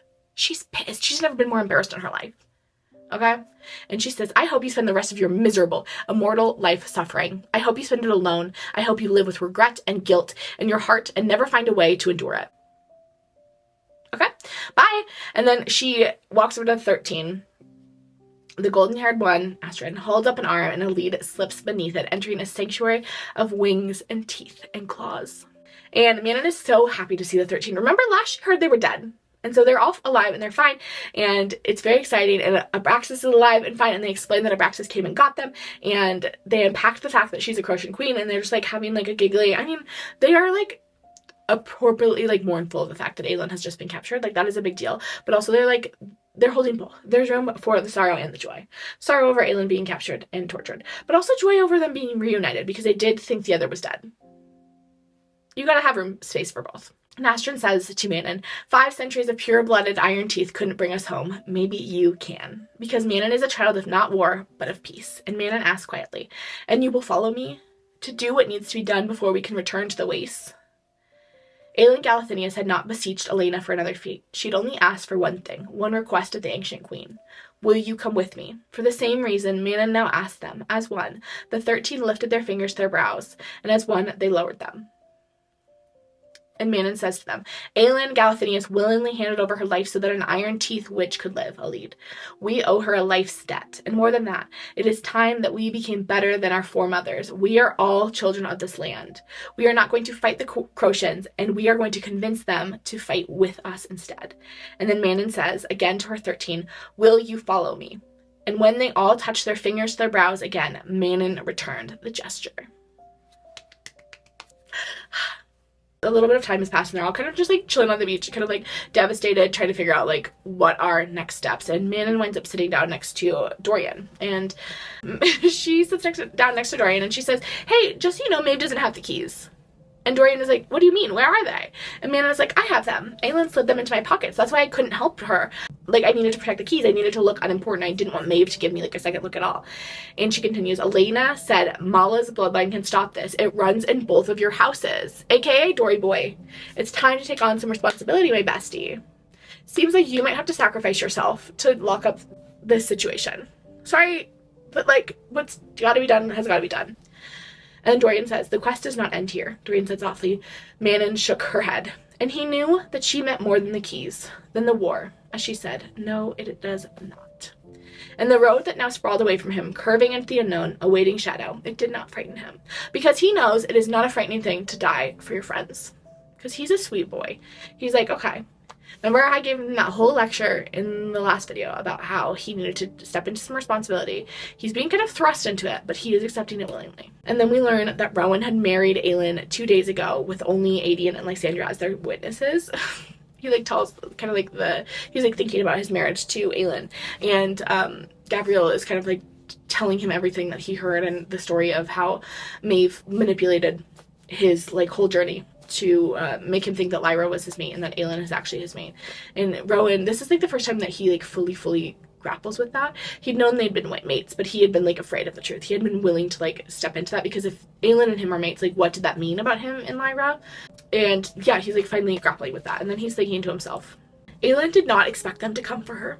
She who had come for all of them, who had found all of them, she had arranged for everything to fall into place when she yielded her life, when she gave up 1,000 years to save them. And Rowan knew she believed they'd make the right choice, the wise choice, and remain here. Lead their armies to victory, the army she'd secured for them, guessing that she wouldn't be there to see it through. She did not think she'd ever see him again. He did not accept that. Would not accept that. And he would not accept that he had found her, that she had found him, and they had survived so much sorrow and pain and despair together, only to be cleaved apart. He would not accept the fate that had been dealt to her, and would not accept that her life was the asking price for saving this world. Her life or Dorian's. He would not accept it for one heartbeat. Fight it, he willed her, setting the words down the bond, the mating bond, which perhaps had settled into place that very first moment they'd become Kiranum, hidden beneath the flame and ice in hope for a better future. Fight her. I am coming for you. Even if it takes me 1,000 years, I will find you. I will find you. I will find you. It like hurts my heart. It hurts my feelings that Aelin doesn't think that they would come for her. Rowan looks up and Lorcan is standing right there, and Rowan doesn't bother killing Lorcan because honestly it seems like at this point he might be cool with it. Lorcan is having such a bad time, such a bad day, like he might be cool with just getting murdered.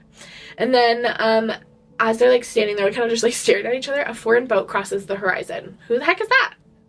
And then a blonde man walks on the shore. Where is Aelin Galathinius? The stranger asked. And Rowan says, who are you? But the young man was close enough now that Rowan could see the color of his eyes, turquoise with a core of gold. Galen Ash River, the crown prince of Wendelin. And Galen says, Aedion, he says hoarsely, something like awe and grief in his face. Where is she? As like they get on the coast, and none of them answered. And Aedion's like, hey, what are you doing here? Oh my gosh, such a surprise to see you here. And Galen says, I would have thought she would have informed you. Informed us of what? Rowan said too quietly. Aelin had essentially sent a note essentially demanding that the Ash Rivers come to Wendelin for their aid. It says, Terrason remembers Aelin Ashriver. Do you? I fought at Mistward for your people. Returned the gods' damn favor. It's a little bit of a threat. She's like, hey guys, you have to come here. Because I have fought for your people. My mother has fought for your people. My mother is one of you. So like, TikTok, show up, and they're here. And this is like also what Aelin kept talking about, how like she just needed a little bit more time, she just needed some more time, and this is why. Like if Maeve had showed up 24 hours later, there was going to be a whole Ash River fleet there. They like would have stood a chance against Maeve If it had only been a few minutes later, unfortunately, because then a group of men in white hoods crested a dune and Ansel goes pale. And the man on the front introduces himself as Ilias, and he is the son of the Mute Master. He is like the leader of the Silent Assassins, and they have joined too. Aelin has called for them. As if the words themselves were a signal, more white-clad figures filled the dunes behind them. Dozens, hundreds. Rowan wondered if every single assassin from that desert keep had come to honor their debt to a young woman, a lethal legion themselves. And Rowan turns to Galen and asks how many he brought. Tell Aelin Galathinius that Wendelin has never forgotten Evelyn Ashriver, Galen said to him and to Adian, or Tara said. Adian fell to his knees in the sand as Wendelin's armada spread before them. Tears slid down Adian's face as he silently sobbed. Where are our allies, Aelin? Where are our armies? She had taken the criticism. Taken it because he knew she hadn't wanted to disappoint them if she had failed. Rowan put a hand on Adian's shoulder. All of it for Terrasen. She'd revealed she'd schemed her way into getting Arabin's fortune.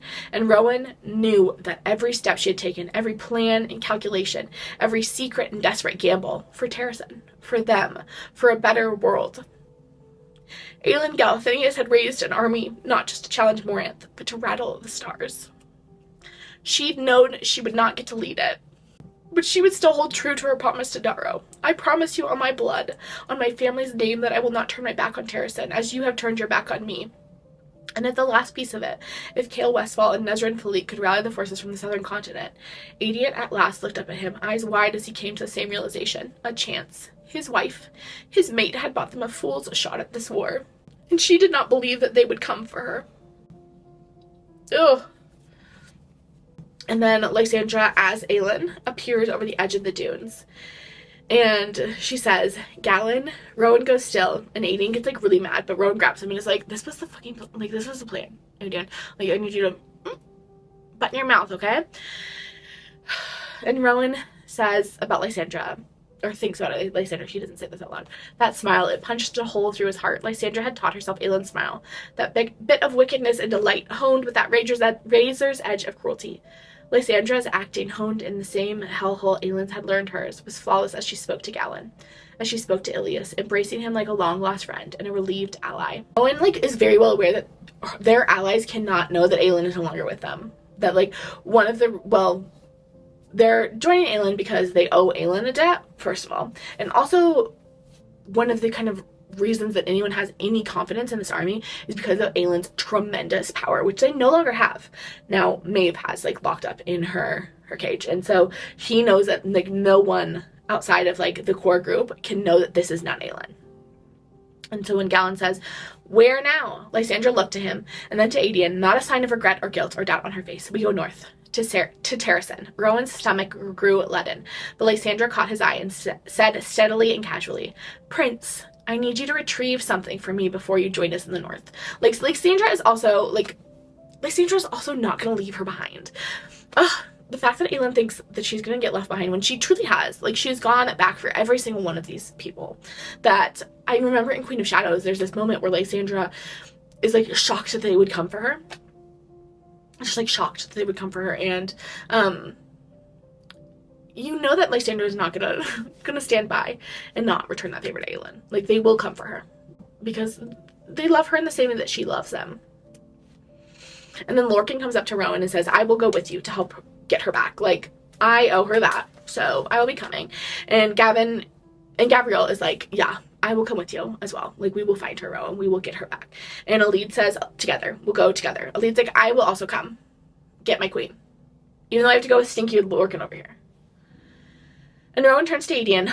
And then Adian says, I will go north with her to oversee the armies and make sure it's all in place. Like, you don't even worry. I will be a general. I will be a commander. And I will take care of the, like, military aspect of this war. Rowan clasped Adian's forearm. The lines have to hold. Buy us whatever time you can, brother. Like, we will get Aelin to the fronts, okay? We will get her there. We'll rescue her. We'll get her over to you guys. But, like, you need to buy us time. Like, do not let our people fall. And then Adian says, bring her back, Prince, Adian said. Voice cracking, bring her home. Rowan held his brother's stare and nodded. We will see all of you. We will see you again, all of you. And then Dorian says, the witches fly north, and I will go with them to see if I can do what needs to be done. Dorian is like, I actually am going to investigate this whole, like, word key situation. see if we can get that sorted out, if I can maybe lock up things instead of making that fall on Aelin. Rowan's like, stay with us. We'll find a way to deal with the keys and the lock, the gods, all of it. Rowan is like, I am like thinking we should really find a way that doesn't involve sacrificing you or Aelin to forge this lock. I'm thinking, I don't want to do that. And Dorian says, no. If you go after Maeve, the keys should be kept far away. If I can help by doing this, by finding the third, I will serve you better that way. Like, we're going to go look for the Crocians, and we're also going to see if we can pick up the third ward key. That's what me and the witches are going to do. And Aelin is like, I think that's a bad idea. You will probably die. Morinth will be waiting for you to, like, go get the third key. Like, obviously that's what they're going to be waiting for. And Manon says, he won't die, not if we can help him. We will also go north to find the Crocians, to rally whatever forces we can. Like, we have dual purposes. Also, the witches will be watching out for Princey. Don't even worry. And Dorian and Rowan hug, because they're two, remember, their, like, friendship really was blossomed and born on two boys in a boat. And they're pals now, okay? And it's very cute. And they're both kings. They're both kings. Rowan is the king of Terrasen, and Dorian is the king of Ardelane. And they're, like, hugging it out. Bestie boys. And Dorian's like, I will see you both when we get to Terrasen. He's like, I'm going to see you and Aelin when we get to Terrasen. I just know it. What a sweet boy. And then Dorian and Manon get together on a wyvern, and Elide gets on Astrid's wyvern, because they're going to go, the wyverns are going to take them back to the boats. Elide is going with the boys to go get Aelin. And Lorcan and Gabriel get on wyverns too, and they're all going to take a boat north to go get their girl, Miss Aelin Galatinius. But then Rowan is the last one left on the beach. Adian and Lysandra, as Aelin, are off with their allies, like, talking on the coast, like, kind of mapping out the plans, talking about what they're going to do next as they take this huge, like, armada, and sail it up the coast to go kind of regroup and meet with everyone up north. The Ash Rivers and the White, also, they're taking the Ash River fleet. So the Ash River fleet from Maeve's group of boats, the Ash Rivers from Galen's, the boats that he brought, the White Thorns, Rowan's cousins that, like, rejected Maeve, they're also going to be sailing with them. Melisandre's fleet under Ansel, the Red Desert Assassins, Rolf's fleet are all headed north towards Terrasen. And as Rowan is sitting alone on the shore, he finds Aelin's bloodied shirt that she had taken off so she could get whipped. And he reaches again down in that bond. He reaches out towards Aelin and he sends a message. He says, I will find you. He promises. And then he's off. He's off to go save his girlie. We won't see him for a minute. We have to deal with Mr. Kale first. We have to go deal with him. My little bestie friend. But they're gonna go get her. They're gonna go get our girl. And I'm gonna go clock in and do some PR for Kale. That's what we have coming up next. Tarv done. Hope you're looking forward to it. I'm looking forward to it. I miss Kale. Okay? I did miss him a little bit. Have a great day. Bye.